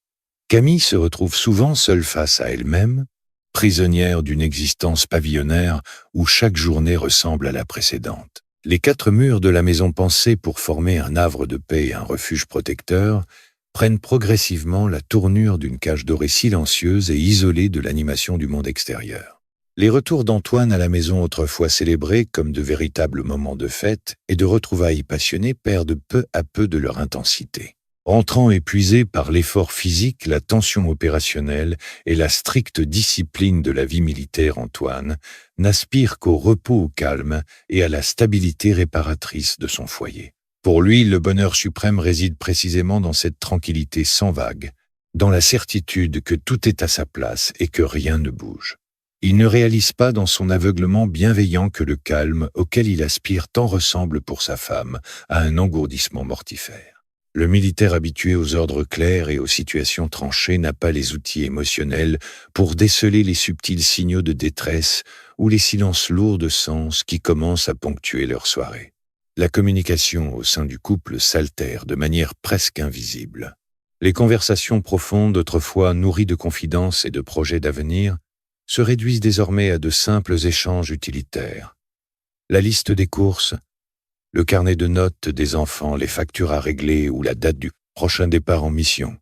Une distance pudique mais glaciale s'installe insidieusement entre eux. Ils dorment dans le même lit, partagent la même table, mais leurs pensées intimes commencent à diverger vers des horizons incompatibles. Antoine, fermement convaincu que son dévouement de père et de pourvoyeur suffit à combler tous les besoins de sa famille, ne pose pas les questions nécessaires. Il continue de croire en la solidité inébranlable de son couple, interprétant la réserve grandissante de son épouse comme une simple fatigue passagère liée à la gestion des enfants. Camille, de son côté, s'enferme de plus en plus dans une forteresse intérieure d'insatisfaction et de frustration muette. Elle regarde par la fenêtre de la cuisine, observant le défilé des saisons sur le jardin toulousain, avec le sentiment douloureux de voir sa jeunesse et ses ambitions personnelles lui échapper. L'admiration initiale qu'elle éprouvait pour la force tranquille et la droiture de son mari s'effacent lentement, laissant place à une sensation d'enfermement face à cet homme trop prévisible, trop rigide et trop souvent absent. Elle aspire à nouveau à être regardée, désirée et valorisée, non seulement comme une mère de famille dévouée ou une épouse de militaire exemplaire, mais comme une femme à part entière, maîtresse de son destin et libérée des contraintes pesantes de son statut. Ce décalage grandissant entre les attentes des deux partenaires creuse une faille invisible pour l'entourage, mais redoutablement profonde pour qui s'est observé sous la surface. Aux yeux des voisins, des collègues du régiment et de la famille élargie, le tableau demeure parfait, exempt de toute tâche ou dispute apparente. Pourtant, sous cette façade impeccable, les fondations du mariage Delorme sont désormais fragilisées, prêtes à vaciller au moindre souffle d'inattendu. Le terrain est devenu propice à l'apparition de secrets, de non-dits et de tentations extérieures. La première partie de leur histoire commune, marquée par la promesse d'un bonheur radieux et la construction d'un idéal familial, s'achève ainsi sur une note crépusculaire. L'illusion de la normalité est encore intacte pour le monde extérieur, mais dans l'intimité du foyer, le décor est planté pour que l'ombre vienne définitivement recouvrir la lumière. Dans le huis clos de la maison toulousaine, la sourde insatisfaction qui rongeait Camille finit par franchir un cap décisif, passant de la simple lassitude à une volonté active bien que secrète d'émancipation. L'ennui, ce poison lent et invisible, a fait son œuvre de sape dans les fondations de son esprit. Le pavillon familial, avec son jardin bien taillé et ses pièces baignées par la lumière du soleil occitan, ne lui apparaît plus comme un refuge, mais comme le décor figé d'une pièce de théâtre dont elle ne veut plus jouer le rôle principal. La métamorphose psychologique de la jeune femme s'opère dans un silence assourdissant. Avant même que la trahison ne se concrétise physiquement, elle se produit d'abord dans l'intimité de ses pensées. Camille commence à se détacher émotionnellement de son mari, de cette vie tracée au cordeau et de cet avenir prévisible qui s'étire devant elle comme une route rectiligne et sans relief. Elle ressent le besoin impérieux, presque vital, de vibrer à nouveau, d'exister en dehors du prisme de la maternité et des attentes sociales qui l'enserrent. Ce détachement intérieur s'accompagne de manière insidieuse par l'émergence d'un jardin secret, un espace mental et virtuel dont Antoine est totalement et délibérément exclu. Les premiers signes de cette bascule sont infimes, presque indétectables pour un œil non averti, et relèvent de ces micro-changements que l'on observe souvent chez ceux qui s'apprêtent à mener une double vie. Camille commence à modifier son apparence. Elle prête une attention nouvelle à sa garde-robe, délaissant les tenues pratiques du quotidien pour des vêtements plus soignés, plus féminins. Elle change de parfum, adopte une nouvelle coiffure et passe de longues minutes devant le miroir non plus pour vérifier qu'elle est présentable pour la journée, mais pour redécouvrir une séduction qu'elle croyait perdue. C'est une chrysalide qui se fissure, laissant entrevoir une femme désireuse de plaire, d'attirer les regards et de se sentir vivante au contact de l'extérieur. Le symbole le plus frappant de cette barrière invisible qui s'érige au cœur du foyer est sans conteste son téléphone portable. Autrefois, posé négligemment sur la table du salon ou le comptoir de la cuisine, l'appareil devient soudainement une extension d'elle-même, un objet sacré et jalousement gardé. Il ne la quitte plus, l'accompagnant dans chaque pièce de la maison. L'écran est systématiquement tourné vers le bas, les mots de passe sont modifiés et les notifications sont mises sous silence. Tard le soir, lorsque la maison est plongée dans l'obscurité et qu'Antoine dort d'un sommeil lourd, la lueur blafarde de l'écran éclaire souvent le visage de Camille. Ce petit rectangle de verre et de métal est devenu sa fenêtre ouverte sur le monde, son outil d'évasion, le moyen par lequel elle reconstruit une vie sociale indépendante de son mari. Elle y cultive de nouvelles connexions, tisse des liens virtuels et savoure l'ivresse des conversations que personne d'autre ne peut lire ou entendre. Pour justifier ces moments d'évasion, les mensonges font leur apparition. Au début, ce sont des mensonges blancs de petites omissions anodines et des alibis d'une apparente banalité. Des courses qui s'éternisent dans les centres commerciaux de la périphérie toulousaine, des cafés improvisés avec d'anciennes connaissances dont Antoine n'a jamais entendu parler, ou des séances de sport soudainement devenues indispensables à son équilibre. Camille apprend à mentir avec le naturel désarmant de ceux qui estiment que leur tromperie est justifiée par leur propre mal-être. Elle construit un emploi du temps parallèle, s'octroyant des bulles de liberté où elle n'est ni l'épouse du militaire exemplaire, ni la mère dévouée, mais simplement une femme en quête de frissons. La culpabilité, si elle a jamais existé au premier stade de cet éloignement, s'évapore rapidement, balayée par la poussée d'adrénaline que lui procure cette transgression des règles conjugales. Pendant ce temps, Antoine demeure d'un aveuglement absolu tragique dans sa naïveté. Son esprit formaté par la loyauté, la hiérarchie et la droiture de l'institution militaire est structurellement incapable de concevoir la trahison au sein de son propre sanctuaire. Pour lui, le contrat sacré du mariage est indéfectible. Il voit les changements de son épouse, bien sûr. Il remarque ses nouvelles robes, son sourire, parfois flottant, son regard qui se perd dans le vide. Mais il interprète ces signaux à travers le prisme de son propre amour confiant. Il pense que Camille retrouve simplement une belle énergie, que les enfants grandissant lui laissent plus de temps pour prendre soin d'elle, et il s'en réjouit sincèrement.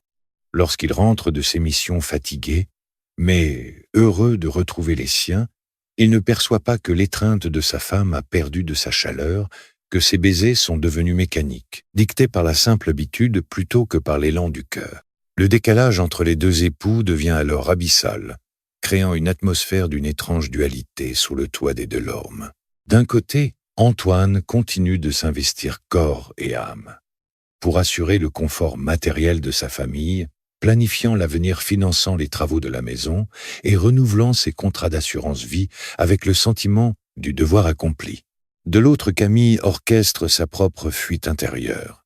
Pour que cet échappatoire puisse exister, il est paradoxalement nécessaire que la façade du couple parfait tienne bon. La jeune femme déploie donc des trésors d'énergie pour maintenir les apparences. Elle continue d'organiser les anniversaires, de sourire aux voisins par-dessus la clôture et d'accompagner son mari aux dîners officiels du régiment, jouant son rôle à la perfection. Elle devient la gardienne implacable de cette illusion de normalité. Mais cette façade soigneusement entretenue n'est plus qu'un trompe-l'œil machiavélique, un paravent derrière lequel se cachent les braises ardentes d'une rébellion intime. Le terrain est désormais dangereusement préparé. Camille s'est libérée de ses chaînes morales, elle a rompu le pacte de loyauté dans son cœur et dans son esprit. La maison n'est plus un foyer, c'est une salle d'attente. L'absence répétée d'Antoine, ses certitudes inébranlables et le silence pesant de leur routine ont creusé un vide immense dans la vie de son épouse. Et comme la nature a horreur du vide, il ne manquait plus qu'une étincelle, qu'une rencontre fortuite, pour que ce jardin secret ne se transforme en un champ de mine destructeur, prêt à anéantir la vie de l'homme qui lui avait tout donné.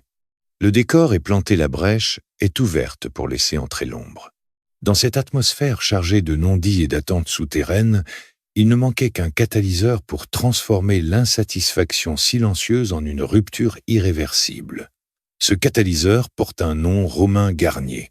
Leur rencontre se produit presque par hasard lors d'un de ces moments dérobés au calendrier familial où Camille cherche à tromper l'ennui de ses journées solitaires. Dès les premiers instants, le contraste entre Romain et le monde rigide dans lequel évolue Antoine apparaît comme une révélation aveuglante pour la jeune femme. Là où le militaire incarne le sens du devoir, la discipline rigoureuse, la prévisibilité et le respect inconditionnel des cadres institutionnels, Romain représente tout son contraire. Il est libre des contraintes martiales détachées des obligations pesantes et manie une forme de décontraction séduisante qui désarçonne immédiatement Camille. Romain n'est pas un homme fait d'acier ou de principes immuables. C'est un séducteur habile, un observateur attentif qui sait instinctivement déceler les failles chez les autres, particulièrement chez les femmes qui se sentent délaissées ou enfermées dans une routine sans éclat. Il comprend très vite le vide affectif qui ronge Camille, cette soif inavouée d'attention et de valorisation personnelle qu'Antoine, absorbé par ses responsabilités et sa carrière, ne parvient plus à combler. Romain s'engouffre dans cette brèche avec une aisance déconcertante. Ses paroles sont douces, flatteuses, toujours calculées pour redonner à Camille l'illusion d'être une femme irrésistible et unique bien au-delà de son statut d'épouse dévouée ou de mère modèle. Pour la première fois depuis des années, elle se sent véritablement écoutée, regardée avec intensité et comprise dans ses frustrations les plus intimes. Ce qui ne devait être au départ qu'un échange impromptu, une simple conversation anodine pour tuer le temps, se transforme rapidement en une attraction magnétique. Les messages échangés deviennent plus fréquents, plus intimes, glissant subtilement de la simple complicité vers une séduction assumée. Camille succombe à l'ivresse des compliments et aux frissons grisants de l'interdit. Dans les yeux de cet autre homme, elle ne voit plus le reflet de ses devoirs domestiques ou des contraintes du quotidien toulousain, mais l'image valorisante d'une femme désirable qui reprend le contrôle de son destin. Romain s'est soufflé sur les braises de son insatisfaction, validant ses rancœurs envers son mari, légitimant ses doutes et lui faisant miroiter une existence libérée des carcans de la vie de garnison. Très vite, la frontière du virtuel vole en éclats et les rendez-vous secrets se multiplient. Loin des regards indiscrets et des quartiers résidentiels où la famille Delorme est connue de tous les deux amants, construisent un univers clandestin. Ils se retrouvent dans des cafés discrets à l'autre bout de la ville, sur des parkings isolés ou dans l'anonymat de chambres d'hôtel réservées à la hâte en plein après-midi. Chaque rencontre est une parenthèse enchantée, une décharge d'adrénaline qui coupe le souffle de Camille et renforce ce sentiment d'échapper enfin à une existence étriquée. Le danger d'être découverte loin d'agir comme un frein moral devient un puissant stimulant qui attise encore davantage leur liaison passionnée. Pour Camille, cette relation adultérine n'est pas une simple passade sans lendemain, mais une véritable renaissance psychologique. Elle s'y investit avec toute la fougue de quelqu'un qui a le sentiment de rattraper le temps perdu. Romain devient son confident absolu, l'homme à qui elle confie tous les détails de ses journées et l'agacement. Que lui inspire la vie militaire d'Antoine, mais aussi, et de façon plus insidieuse, les aspects pratiques et matériels de son foyer.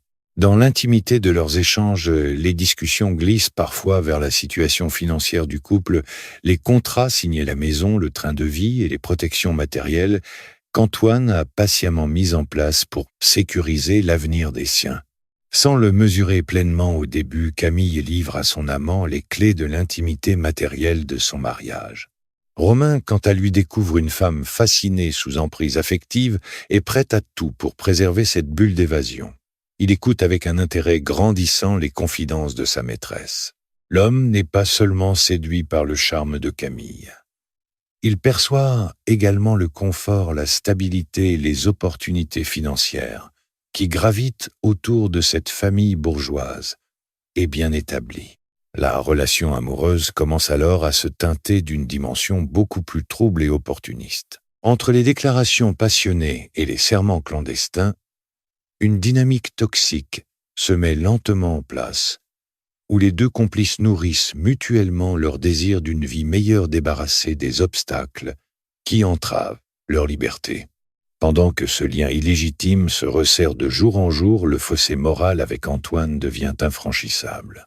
Chaque moment passé avec Romain creuse un peu plus la distance qui sépare Camille de son époux légitime. Lorsqu'elle rentre chez elle, le cœur battant et les yeux brillants des souvenirs de son après-midi secret, elle retrouve un mari toujours aussi dévoué, toujours aussi confiant, s'affairant à préparer le dîner ou à aider les enfants dans leurs devoirs.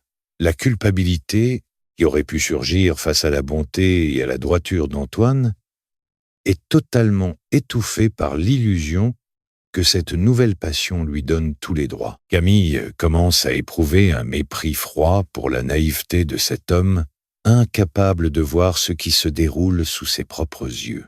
L'entrée de Romain Garnier dans l'équation familiale marque le point de non-retour dans l'histoire des Delorme. Ce qui n'était jusqu'alors qu'un malaise diffus, une fracture silencieuse au sein d'un couple usé par le temps, vient de se métamorphoser en une alliance clandestine redoutable. Deux volontés distinctes sont désormais unies par un secret partagé, avançant côte à côte dans l'ombre pendant qu'Antinu continue de veiller avec fierté sur son foyer en ruine. Les fondations du sanctuaire familial ne sont plus seulement fissurées. Elles sont prêtes à céder sous le poids d'une trahison méthodique qui ne fait que commencer à tisser sa toile mortelle. La double vie de Camille Delorme s'installe désormais comme une mécanique quotidienne rodée et implacable. Ce qui avait commencé comme une simple échappatoire émotionnelle se transforme en une comédie permanente où chaque geste, chaque mot et chaque regard font l'objet d'une mise en scène millimétrée. Sous le toit de la maison familiale, Camille continue d'incarner à merveille la figure de l'épouse modèle et de la mère dévouée. Elle veille au repas, range les chambres, organise les sorties des enfants et accueille Antoine avec la tendresse convenue des couples installés dans la durée.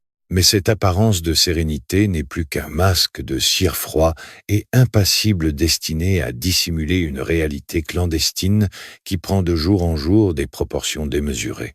Dès que la porte se referme et qu'elle échappe au regard de son mari, le masque tombe. La jeune femme plonge corps et âme dans sa liaison avec Romain Garnier. Leurs échanges ne se comptent plus en simples messages sporadiques, mais en centaines de communications quotidiennes formant un flux ininterrompu d'appels discrets, de textos codés et de rendez-vous minutieusement programmés sur des créneaux précis. Pour maintenir cette façade, sans éveiller les soupçons d'un entourage bienveillant, Camille déploie une ingéniosité redoutable. Elle utilise des applications dédiées, efface méticuleusement ses historiques de navigation, enregistre le numéro de son amant sous un faux nom dans son répertoire et affine ses alibis avec une précision d'orfèvre. Les sorties shopping, les cours de sport ou les réunions d'école deviennent autant de prétextes commodes pour rejoindre Romain à l'autre bout de la métropole.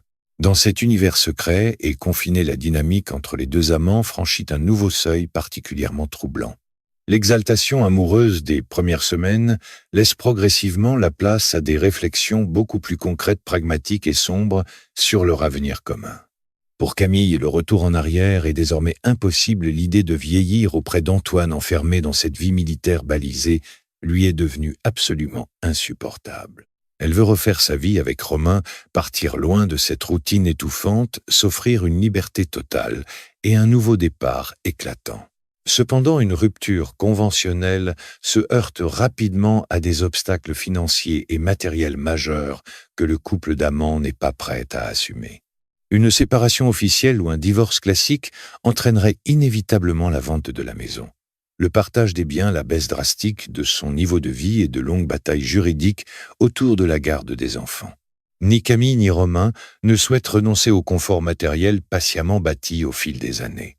C'est à ce moment précis que le mobile financier s'infiltre insidieusement dans leurs conversations intimes, transformant une passion adultérine en une association d'intérêts glacial. Camille commence à évoquer de plus en plus précisément les protections matérielles dont bénéficie son mari en tant que militaire de carrière. Elle sait qu'Antoine, soucieux jusqu'à l'extrême de la sécurité de ses proches, a souscrit d'importantes polices d'assurance, vie destinée à mettre sa famille à l'abri du besoin en cas de tragédie. Ces sommes substantielles, destinées à l'origine à soulager un deuil imprévu et à garantir l'avenir des enfants, deviennent pour les deux amants l'objet d'une convoitise grandissante. Romain écoute attentivement, pose des questions, évalue les chiffres et alimente les rancœurs de sa maîtresse.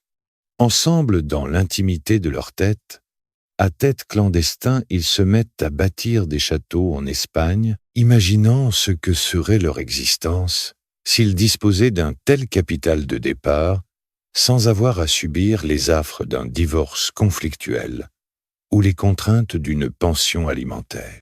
L'idée d'abord fugace et presque théorique commence à s'ancrer profondément dans leurs esprits, altérant irrémédiablement leur sens moral et leur perception de la réalité. Pendant que ce piège invisible se referme lentement sur lui, Antoine continue d'avancer dans la vie avec une confiance totale et aveugle.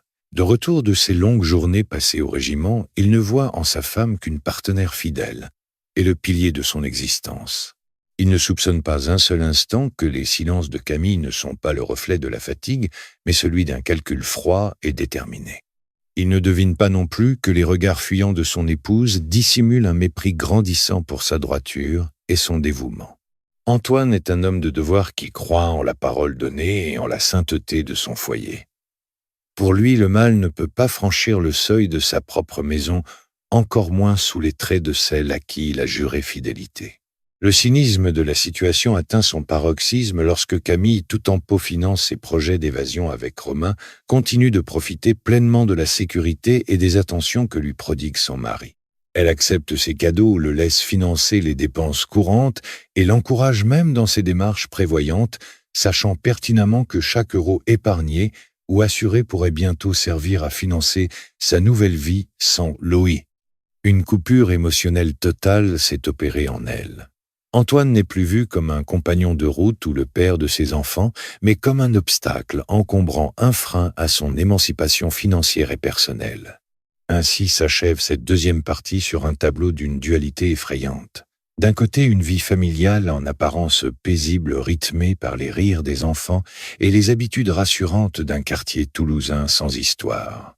De l'autre, deux amants liés par une complicité toxique enfermés dans une spirale de mensonges, d'avidité et de désirs inavouables. L'équilibre fragile qui maintenait encore l'édifice debout est désormais condamné à s'effondrer. Les fissures intimes du couple ont laissé place à une faille béante prête à engloutir Antoine Delorme au moment où il s'y attend le moins. L'ombre définitivement triomphée dans le cœur de Camille, préparant le terrain pour l'acte final et tragique de cette machination. La quiétude nocturne qui enveloppe habituellement les quartiers résidentiels de la périphérie toulousaine possède quelque chose de profondément rassurant. À la nuit tombée, les rues bordées d'arbres se vidant de leurs passants, les bruits de la circulation s'éteignent peu à peu et les maisons s'illuminent d'une lueur douce trahissant la chaleur des foyers rassemblés après une longue journée. Dans ce décor d'une banalité presque poétique, chaque famille trouve refuge derrière des portes closes, à l'abri des tumultes du monde extérieur. C'est précisément cette atmosphère de sécurité absolue, cette certitude inébranlable, que rien de grave ne peut franchir le seuil d'une maison pavillonnaire qui rend l'irruption de la violence si terrifiante. Le drame ne s'annonce jamais avec des tambours ni des trompettes. Il s'insinue dans le silence frappant au cœur même de ce que l'on croyait inviolable. Et en cette nuit funeste, le destin a choisi de s'abattre sur la maison de la famille Delorme, transformant à jamais ce havre de paix en le théâtre d'une tragédie insondable.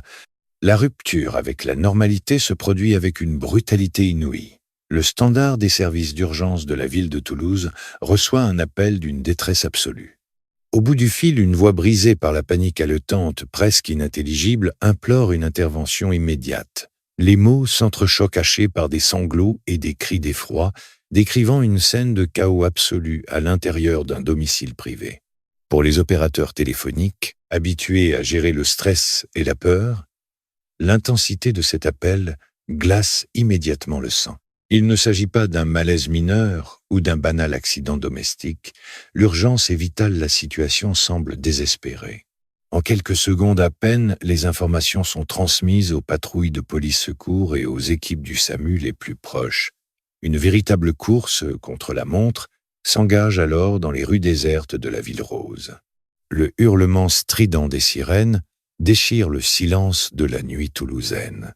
Les gyrophares bleus des véhicules d'intervention balayent les façades de briques rouges projetant des ombres fantomatiques sur les murs des maisons endormies.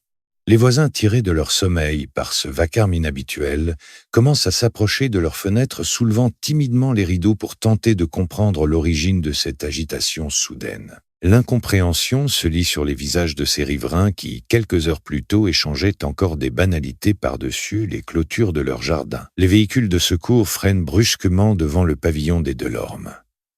La tension est palpable. Les policiers main sur leurs armes et les urgentistes lourdement équipés de leur matériel de réanimation s'extraient précipitamment de leur véhicule. L'atmosphère est lourde, chargée d'une électricité invisible, celle qui précède invariablement la découverte de l'irréparable. L'approche de la maison confirme immédiatement que l'anomalie est totale. La porte d'entrée, habituellement close et verrouillée avec le soin méticuleux propre à Antoine, se dresse entr'ouverte comme une blessure béante dans l'intimité de la famille. Les policiers sont les premiers à franchir le seuil progressant, avec une prudence extrême dans les couloirs du rez-de-chaussée. Ce qu'ils découvrent à l'intérieur dépasse l'entendement. Le sanctuaire familial d'ordinaire, si bien tenu, si ordonné, a été violé avec une sauvagerie qui laisse sans voix. Le salon, pièce centrale, où la famille avait l'habitude de se réunir, ressemble à un champ de bataille, après le passage d'une tornade. Des meubles sont renversés, des objets de décoration gisent brisés sur le sol, et les tiroirs des commodes semblent avoir été vidés à la hâte, dispersant leur contenu dans un désordre indescriptible. Tout indique qu'une lutte acharnée ou une fouille frénétique a eu lieu dans ces murs. Mais l'attention des premiers intervenants est très vite happée par une vision beaucoup plus effroyable. Au milieu de ce chaos matériel gît le corps d'Antoine Delorme. Le militaire de carrière, l'homme à la carrure imposante, le mari protecteur et le père dévoué est effondré sur le sol de sa propre maison. Les équipes médicales du SAMU se précipitent vers lui avec l'espoir tenace propre à leur profession de pouvoir encore inverser le cours des choses. Les gestes sont précis, rapides, conditionnés assurés d'entraînement aux situations d'urgence. Cependant, le silence de mort qui règne autour de la victime devient rapidement assourdissant. Le verdict tombe implacable et irrévocable, brisant le dernier souffle d'espoir qui flottait encore dans la pièce. Antoine Delorme est mort. Il n'y a plus rien à faire pour le sauver. L'homme fort, qui avait consacré sa vie à défendre son pays et à protéger les siens, a succombé à une attaque fulgurante ici même, dans le lieu qu'il considérait comme le plus sûr au monde. Le choc émotionnel frappe de plein fouet tous ceux qui se trouvent présents sur les lieux.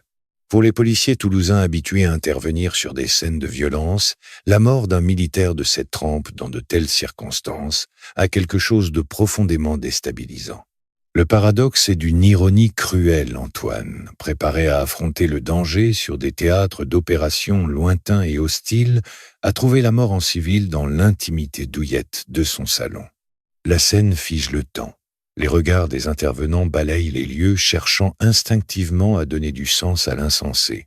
La violence de la scène jure de manière obscène avec les cadres contenant les photos de familles souriant toujours accrochées au mur et témoins muets du massacre. Le contraste entre le bonheur affiché et la brutalité de la mort rend l'atmosphère littéralement suffocante. Très rapidement, la procédure standard prend le relais sur l'émotion. Le premier cercle de l'enfer est bouclé.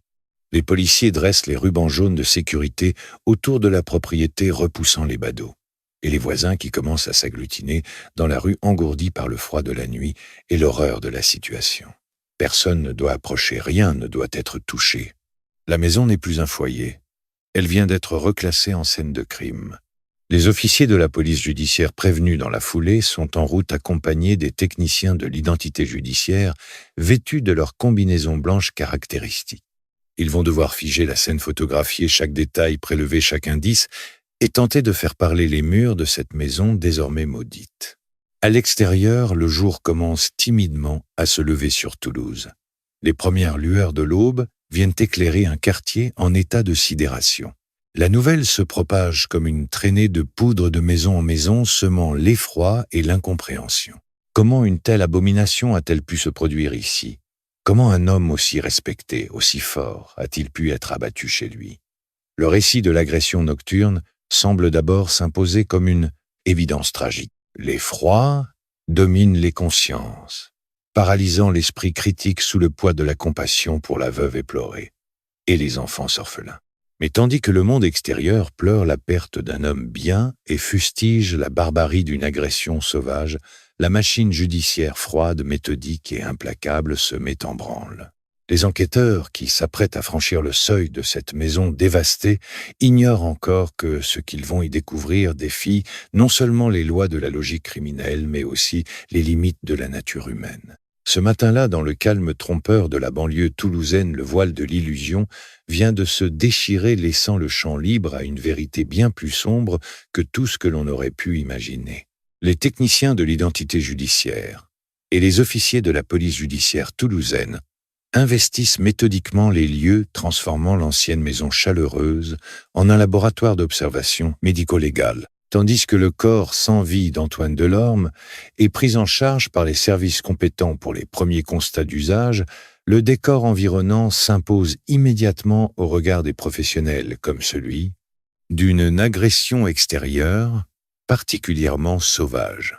Chaque recoin du rez-de-chaussée semble porter les stigmates d'une intrusion violente et désespérée. Les meubles ont été bousculés, les chaises de la salle à manger sont renversées sur le parquet ciré, et plusieurs tableaux ornant le couloir ont été décrochés ou brisés dans la précipitation. En inspectant les accès de la bâtisse, les policiers remarquent rapidement une porte-fenêtre donnant sur le jardin arrière, dont l'un des carreaux a été fracassé. Des éclats de verre jonchent le sol scintillant sous la lumière crue des projecteurs d'investigation. À première vue, le scénario paraît limpide et terriblement classique. Un ou plusieurs individus mal intentionnés auraient profité de l'obscurité pour forcer le passage s'introduire dans la propriété afin de la piller avant de tomber nez à nez avec le maître des lieux. Dans le salon et le bureau attenant les commodes sont béantes, les tiroirs ont été tirés avec force, certains jetés à terre, vidant leur contenu de papiers administratifs de souvenirs et d'objets usuels dans un désordre apparent. Plusieurs objets de valeur facilement transportables, notamment des bijoux de famille, des appareils électroniques récents et de l'argent liquide habituellement gardé dans une boîte métallique, semblent manquer à l'appel. Face à ce tableau dévastateur, Camille Delorme offre aux premiers enquêteurs l'image bouleversante d'une épouse anéantie par le chagrin et la terreur. Assise à l'écart, enveloppée dans une couverture thermique, que lui ont tendu les secours, le visage pâle et les yeux rougis par des larmes abondantes, elle tremble de tout son corps. Ces déclarations recueillies à chaud par les officiers, chargés de consigner les premières minutes du drame, viennent corroborer avec force l'hypothèse d'une effraction nocturne ayant tourné au carnage. D'une voix brisée, entrecoupée de sanglots déchirants et de silences oppressants, la jeune femme raconte les événements tels qu'elle affirme les avoir vécus.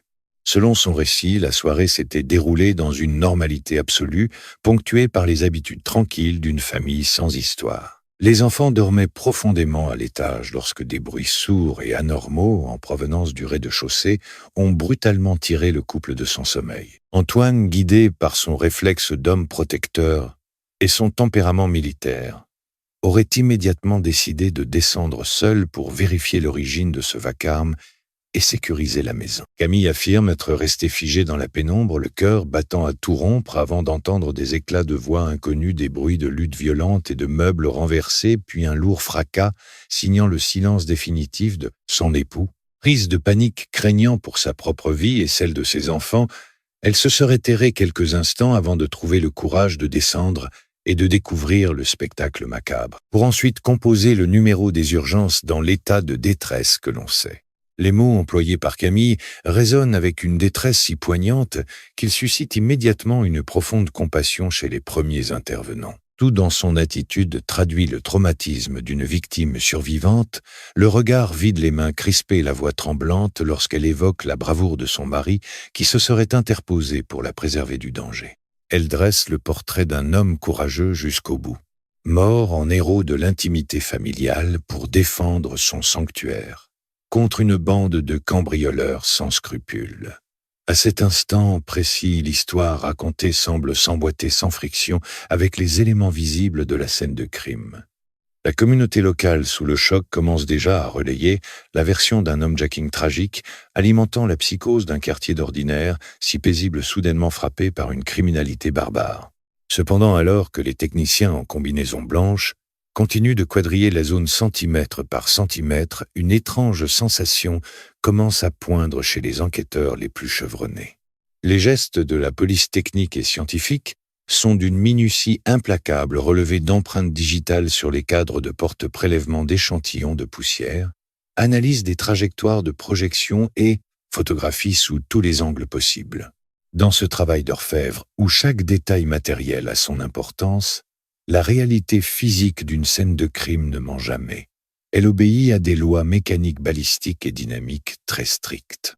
En observant plus attentivement l'agencement du désordre, quelques anomalies discrètes commencent à troubler la limpidité de la version officielle. Le chaos général, qui semblait si probant au premier coup d'œil, commence à paraître presque trop parfait, trop systématique. Les tiroirs renversés semblent avoir été tirés avec un soin inhabituel pour une fouille paniquée dans le noir. Certains objets précieux, pourtant placés bien en évidence sur les étagères du salon, n'ont curieusement pas été emportés, tandis que des bibelots sans valeur marchande ont été jetés au sol. De plus, la disposition des éclats de verre près de la porte-fenêtre brisée suscite les premières interrogations techniques des spécialistes des traces. L'illusion du cambriolage tragique tient encore debout par la force de l'émotion et du témoignage de la veuve éplorée, mais les fondations de ce récit commencent imperceptiblement à montrer leur première faiblesse. Le contraste entre la violence supposée d'un assaut extérieur et la géométrie singulière des indices matériels jette une ombre d'incertitude sur la pièce de théâtre qui vient d'être jouée. Alors que le soleil matinal inonde désormais la ville rose de sa clarté éclatante, la police judiciaire s'apprête à passer la scène au crible d'un examen bien plus rigoureux où la douleur affichée ne suffira plus à masquer les incohérences matérielles d'un crime qui refuse de livrer sa véritable nature. À mesure que les heures s'écoulent et que l'émotion brute des premières constatations retombe, la froide rigueur scientifique prend le pas sur le récit poignant de la veuve éplorée. Les enquêteurs de la police judiciaire toulousaine rompue aux analyses criminelles complexes commencent à confronter le témoignage de Camille aux réalités matérielles relevées par la police technique et scientifique. Très vite, un décalage troublant s'installe. Ce qui ressemblait à première vue à un cambriolage tragique commence à se fissurer sous le poids d'incohérences physiques impossibles à ignorer. Le tableau d'ensemble, loin d'être le produit du chaos aveugle d'une intrusion nocturne, révèle des anomalies frappantes qui éveillent la méfiance des spécialistes. Le premier élément qui retient l'attention des experts concerne le bris de verre de la porte-fenêtre arrière, censé être le point d'entrée des mystérieux assaillants. Lors d'une effraction commise depuis l'extérieur à l'aide d'un outil lourd ou d'une pierre, la grande majorité des éclats de verre est naturellement projetée vers l'intérieur de la pièce sous l'effet de l'impact mécanique. Or, sur cette scène précise, les spécialistes constatent une répartition inverse. Une quantité anormale de débris de verre repose à l'extérieur sur les dalles de la terrasse du jardin. De plus, les poussières déposées sur le rebord du cadre de la fenêtre et les toiles d'araignée accrochées au montant n'ont pas été balayées, ce qui aurait été inévitable lors du passage d'un corps humain se faufilant dans l'ouverture. Ce constat technique mène à une première conclusion troublante. La vitre n'a pas été brisée pour entrer, mais a vraisemblablement été fracturée depuis l'intérieur dans une tentative grossière de simuler une intrusion extérieure. L'examen du désordre dans le salon et le bureau renforce ce sentiment d'une mise en scène artificielle. Les cambrioleurs réels agissent sous la pression de la peur de l'urgence et du manque de visibilité. Leur fouille est brutale, désordonnée, ciblant exclusivement ce qui est immédiatement accessible et monnayable. Dans la maison des Delorme, les policiers remarquent que certains tiroirs ont été ouverts et retournés avec une sorte de précaution théâtrale, tandis que des objets de grande valeur technologique et des bouteilles de vin prestigieuses laissées bien en vue n'ont même pas été touchés. Le vol d'un faible montant d'argent liquide et de quelques bijoux sans grande valeur marchande ressemble davantage à un prétexte pour justifier un cambriolage qu'à un véritable mobile criminel. La scène semble avoir été composée, arrangée pour correspondre à l'idée que des personnes inexpérimentées se font d'un vol avec violence.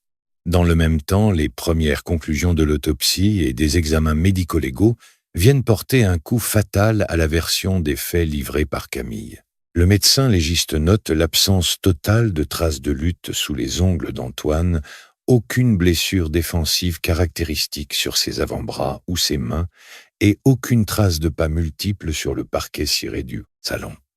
Pour un militaire entraîné au combat rapproché, doté d'une excellente condition physique et d'un instinct de survie aiguisé, une telle absence de résistance physique face à de prétendus intrus paraît biologiquement et psychologiquement inexplicable. Tout indique que le soldat a été neutralisé par surprise sans avoir eu la moindre possibilité d'identifier une menace ou de se défendre par quelqu'un qui n'a suscité chez lui aucune méfiance préalable. Face à ces évidences scientifiques, accablante la thèse du cambriolage qui tourne mal s'effondre comme un château de cartes. L'enquête criminelle bascule alors dans une dimension beaucoup plus sombre et vertigineuse. Les policiers abandonnent la piste des délinquants opportunistes pour se concentrer sur l'épicentre du drame, le cercle familial intime. Ce pivotement stratégique transforme radicalement la nature des investigations. La veuve en deuil autrefois, entourée de la compassion générale, devient le point focal de l'attention des enquêteurs. Pour vérifier les déclarations de Camille, la police judiciaire entreprend de fouiller minutieusement la vie privée, les habitudes et l'environnement numérique du couple. Les réquisitions judiciaires sont lancées sans délai auprès des opérateurs téléphoniques, des établissements bancaires et des fournisseurs d'accès à Internet. Dans le même temps, les enquêteurs procèdent à des auditions discrètes et approfondies du voisinage des proches et des camarades de régiment d'Antoine. Ce travail d'investigation silencieux vise à percer le vernis d'une existence apparemment irréprochable et à sonder les zones d'ombre dissimulées derrière les volets clos de la maison toulousaine. Les premiers retours techniques confirment très vite les soupçons des policiers. L'analyse détaillée de la téléphonie révèle un trafic de communication d'une densité anormale émanant de la ligne de Camille vers un numéro unique non identifié au sein du carnet familial, avec des échanges réguliers tard dans la nuit et tôt le matin. Les relevés de géolocalisation des téléphones portables et l'étude des bornes relais montrent également des déplacements suspects qui contredisent point par point les emplois du temps officiellement déclarés par la jeune femme. La façade de l'épouse modèle commence à s'effriter irrévocablement sous la pression des preuves technologiques. La tragédie prend dès lors la tournure d'une trahison méthodique et préméditée. Ce qui avait été présenté au monde comme un assaut barbare perpétré par des inconnus sans visage apparaît désormais comme une machination interne conçue pour éliminer l'homme de la maison tout en préservant les apparences et les intérêts matériels des instigateurs. L'étau se resserre inexorablement autour de Camille et de son mystérieux interlocuteur. La police dispose désormais de suffisamment d'éléments pour comprendre que le véritable ennemi d'Antoine Delorme ne venait pas de l'extérieur, mais partageait sa vie, son lit et ses secrets les plus intimes. Le décor est en place pour l'ouverture du dernier acte, celui des révélations et de la confrontation avec une vérité glaçante. Dans les couloirs feutrés et impersonnels de la direction régionale de la police judiciaire, l'atmosphère a radicalement changé. L'empathie initiale et le respect silencieux accordé à la veuve endeuillée ont laissé place à la froideur implacable de la traque analytique. Les enquêteurs savent désormais qu'ils ne cherchent pas des rôdeurs nocturnes ou des cambrioleurs paniqués, mais qu'ils font face à un complot intime ourdi dans l'ombre même du foyer conjugal. Pour faire tomber les masques, la police toulousaine déploie l'arsenal redoutable de l'investigation numérique et financière. À l'ère moderne, le crime parfait est une chimère. Les assassins laissent toujours derrière eux des fantômes numériques, des traces invisibles à l'œil nu mais indélébiles sur les serveurs informatiques. La ligne téléphonique de Camille Delorme saisie et placée sous scellé devient la clé de voûte de cette nouvelle phase de l'enquête. Les analystes de la cybercriminalité se plongent dans l'extraction des données, décortiquant les relevés d'appels, les historiques de connexion et les métadonnées de géolocalisation pour reconstituer le puzzle de sa double vie. Très vite, un nom émerge des méandres numériques rattachés à ce fameux numéro mystérieux qui saturait le journal d'appel de la jeune femme Romain Garnier. Cet homme totalement inconnu du cercle familial, des voisins et des collègues militaires d'Antoine fait une entrée fracassante dans le dossier d'instruction. En croisant les données des opérateurs, les policiers parviennent à dessiner la cartographie précise de leur liaison clandestine. Les bornes relais parlent avec une précision chirurgicale, révélant que les téléphones de Camille et de Romain bornaient régulièrement aux mêmes endroits, aux mêmes heures, souvent dans des hôtels discrets ou des zones isolées de la métropole, précisément lors des périodes où Antoine était en mission ou retenu à la caserne. Le mensonge de la mère de famille dévouée s'effondre sous le poids écrasant de la science. Mais l'investigation numérique ne s'arrête pas à la simple preuve de l'adultère. Elle plonge au cœur des ténèbres de la préméditation. Grâce à des logiciels de récupération de données très sophistiqués, les techniciens parviennent à exhumer des milliers de messages textes de conversations sur des messageries cryptées et de courriels que les deux amants croyaient avoir définitivement effacés. La lecture de ces échanges clandestins agit comme un révélateur photographique, plongeant les enquêteurs dans l'intimité glaçante de ce couple illégitime. Au fil des mois, le ton des messages évolue de manière terrifiante. Les mots doux, les déclarations passionnées et les plaintes concernant la monotonie de la vie maritale laissent progressivement place à un cynisme d'une noirceur absolue.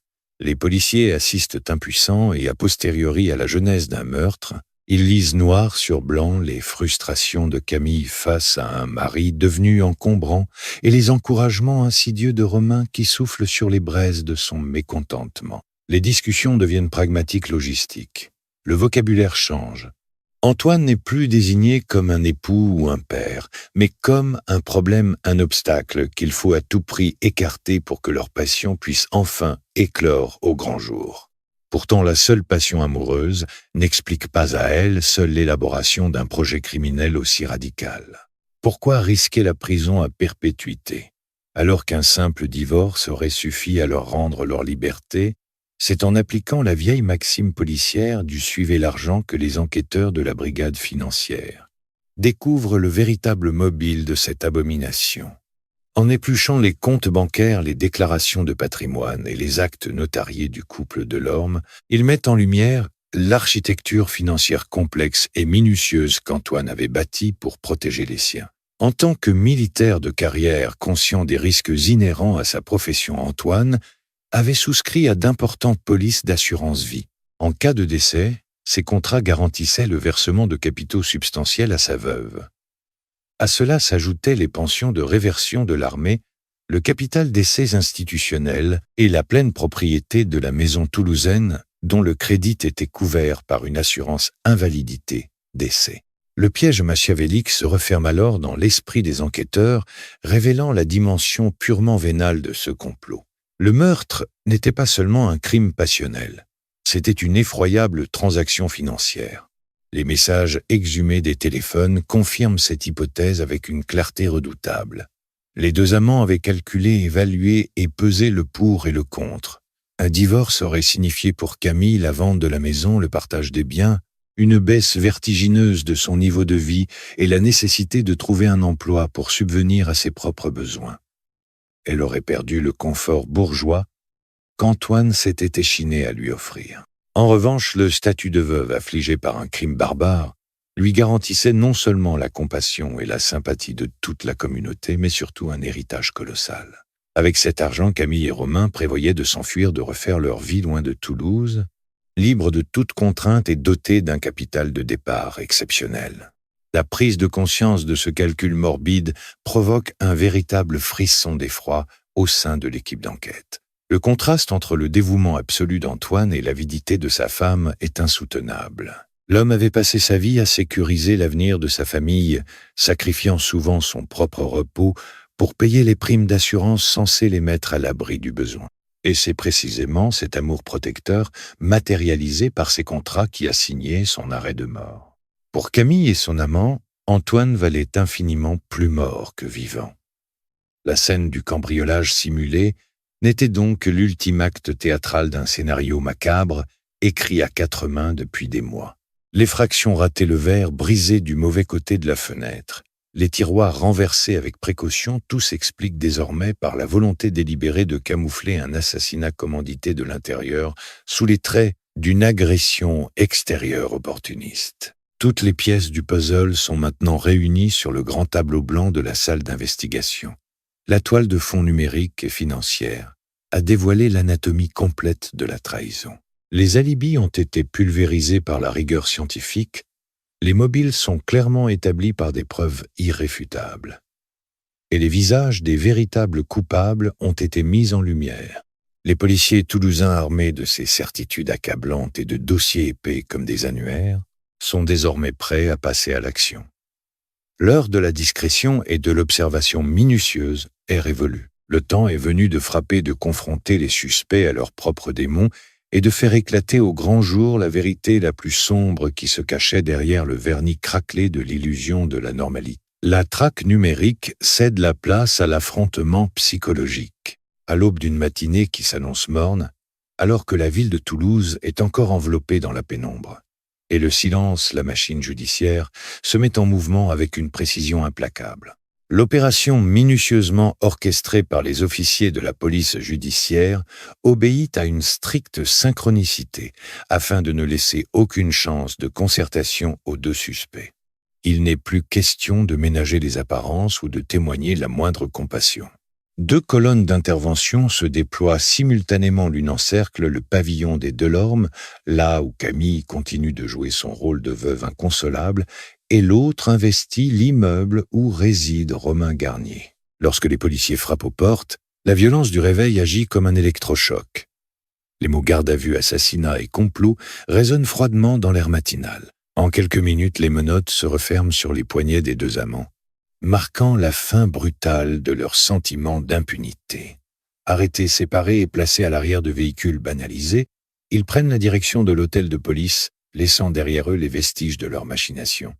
L'arrivée dans les locaux de la police judiciaire marque une rupture psychologique majeure. Fini le confort feutré de la vie pavillonnaire ou l'adrénaline des rencontres clandestines.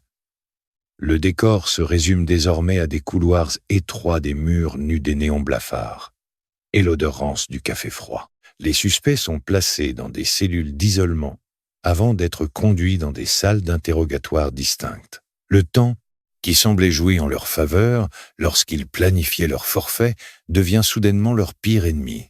Les enquêteurs rompus à l'exercice de la pression psychologique laissent volontairement s'installer de longs silences, laissant les prévenus mariner dans leurs propres angoisses. La stratégie de la police est classique, mais redoutablement efficace: enfermer les suspects dans leurs propres mensonges avant de détruire méthodiquement leurs alibis avec les preuves accablantes amassées lors de l'enquête numérique et financière. Dans la salle d'interrogatoire numéro 1, Camille fait d'abord front avec l'énergie du désespoir. Face aux inspecteurs, elle tente de rejouer la partition qui lui a si bien réussi jusqu'à présent, celle de l'épouse meurtrie victime d'un traumatisme innommable, incapable de comprendre pourquoi elle est traitée en criminelle. Elle répète inlassablement le récit de l'intrusion nocturne, les bruits de verre, briser la lutte héroïque de son mari dans le salon et sa propre terreur paralysante. Les policiers l'écoutent sans l'interrompre, prenant des notes avec une impassibilité calculée. Il la laisse s'enfoncer, tisser sa toile de contre-vérité jusqu'à ce que son récit soit parfaitement verrouillé. Puis, d'un geste lent et pesant, l'enquêteur principal ouvre l'épais dossier cartonné posé sur la table métallique. Le ton change radicalement. L'empathie laisse place à une confrontation glaciale.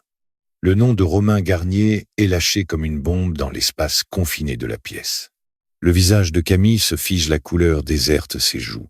Les policiers étalant alors devant elle les dizaines de pages de relevés téléphoniques, les cartes de géolocalisation prouvant ses rencontres secrètes et surtout les retranscriptions des messages cryptés qu'elle croyait à jamais détruits. L'officier lit à voix haute, avec une lenteur délibérée, ces textes cyniques où elle évoquait la mort d'Antoine comme une délivrance nécessaire, où elle détaillait les polices d'assurance vie de son mari et où elle planifiait un avenir doré loin de Toulouse avec son amant. Les preuves du verre brisé de l'intérieur et de la mise en scène du faux cambriolage lui sont jetées à la figure. L'illusion s'effondre. Le masque de la veuve éplorée se craquelle de toutes parts pour révéler le visage terrifié d'une femme prise au piège de sa propre avidité. La panique s'empare d'elle. Sa respiration se fait courte, ses mains tremblent convulsivement. L'édifice de ses mensonges vient d'être réduit en cendres par la réalité scientifique. Pendant ce temps, dans une autre pièce, isolée par des murs épais et des portes blindées, Romain Garnier subit un traitement similaire. Lui qui se croyait plus malin que le système affichant d'abord une assurance arrogante et un détachement de façade, se heurte à un mur de certitude policière. Il tente d'abord de minimiser la relation prétendant qu'il ne s'agissait que d'une aventure sans lendemain, une simple parenthèse charnelle, sans aucune implication criminelle. Il jure qu'il ignorait tous des problèmes du couple Delorme et qu'il dormait paisiblement chez lui la nuit du meurtre. Mais les enquêteurs referment l'étau. Ils lui présentent les mêmes messages, les mêmes preuves de sa présence à proximité du domicile des Delorme, la nuit fatidique. Et les recherches incriminantes, retrouvées sur le disque dur de son ordinateur. C'est alors que les policiers abattent leur carte maîtresse, enclenchant ce que l'on appelle dans le jargon judiciaire le dilemme du prisonnier. Ils font comprendre à Romain que Camille est en train de craquer dans la pièce d'à côté, qu'elle est sur le point de passer aux aveux complets, et surtout qu'elle s'apprête à rejeter l'entière responsabilité du meurtre sur ses épaules, face à la perspective glaçante d'une condamnation à perpétuité pour assassinat. L'instinct de survie primaire balaie, instantanément, les serments d'amour éternel et la solidarité de façade qui unissaient les deux amants. L'alliance diabolique forgée dans l'ombre et la passion se désintègre à la vitesse de la lumière sous la pression de la garde à vue. Le point de bascule est atteint. La panique cède la place à la trahison mutuelle dans un déballage d'une laideur psychologique absolue. Camille acculée finit par éclater en sanglots et passe aux aveux. Mais dans sa confession, elle s'efforce de minimiser son rôle, se dépeignant comme une femme psychologiquement fragile, sous l'emprise totale d'un amant manipulateur et violent. Elle admet avoir laissé la porte ouverte cette nuit-là. Elle avoue avoir aidé à la mise en scène du cambriolage. Mais elle jure n'avoir jamais porté le coup fatal, accusant Romain d'avoir orchestré et exécuté l'assassinat de sang-froid pour faire main basse sur l'assurance-vie. De son côté, Romain, mis face aux déclarations de sa maîtresse, explose de fureur. Il rejette furieusement la thèse du manipulateur et dresse le portrait inverse, celui d'une femme vénale froide et calculatrice qui voulait se débarrasser de son mari pour empocher le pactole sans renoncer à son train de vie. Il confesse avoir participé à l'élaboration du plan, mais prétend avoir été entraîné dans une spirale infernale par l'avidité dévorante de Camille. Les enquêteurs observent ce spectacle pathétique avec un profond mépris. En se renvoyant la balle, en se déchirant pour tenter de sauver ce qui peut encore l'être de leur propre existence, Camille et Romain viennent de confirmer l'intégralité du scénario policier. Leurs déclarations contradictoires sur la répartition exacte des rôles importent finalement peu sur le plan pénal. La préméditation, la complicité et la coaction sont désormais formellement établies par leur propre bouche. Les procès-verbaux d'audition s'accumulent noircis par les détails macabres d'un projet criminel motivé par le cynisme le plus pur. La confrontation finale vient de clore la phase d'enquête. Il n'y a plus de mystère, plus de fausses pistes, seulement l'infinie tristesse d'une vérité hideuse. Antoine Delorme n'a pas été victime du hasard, de la malchance ou de l'insécurité urbaine, mais de la lâcheté et de la cupidité absolue des deux personnes qui avaient décidé que sa mort était le prix à payer pour leur liberté.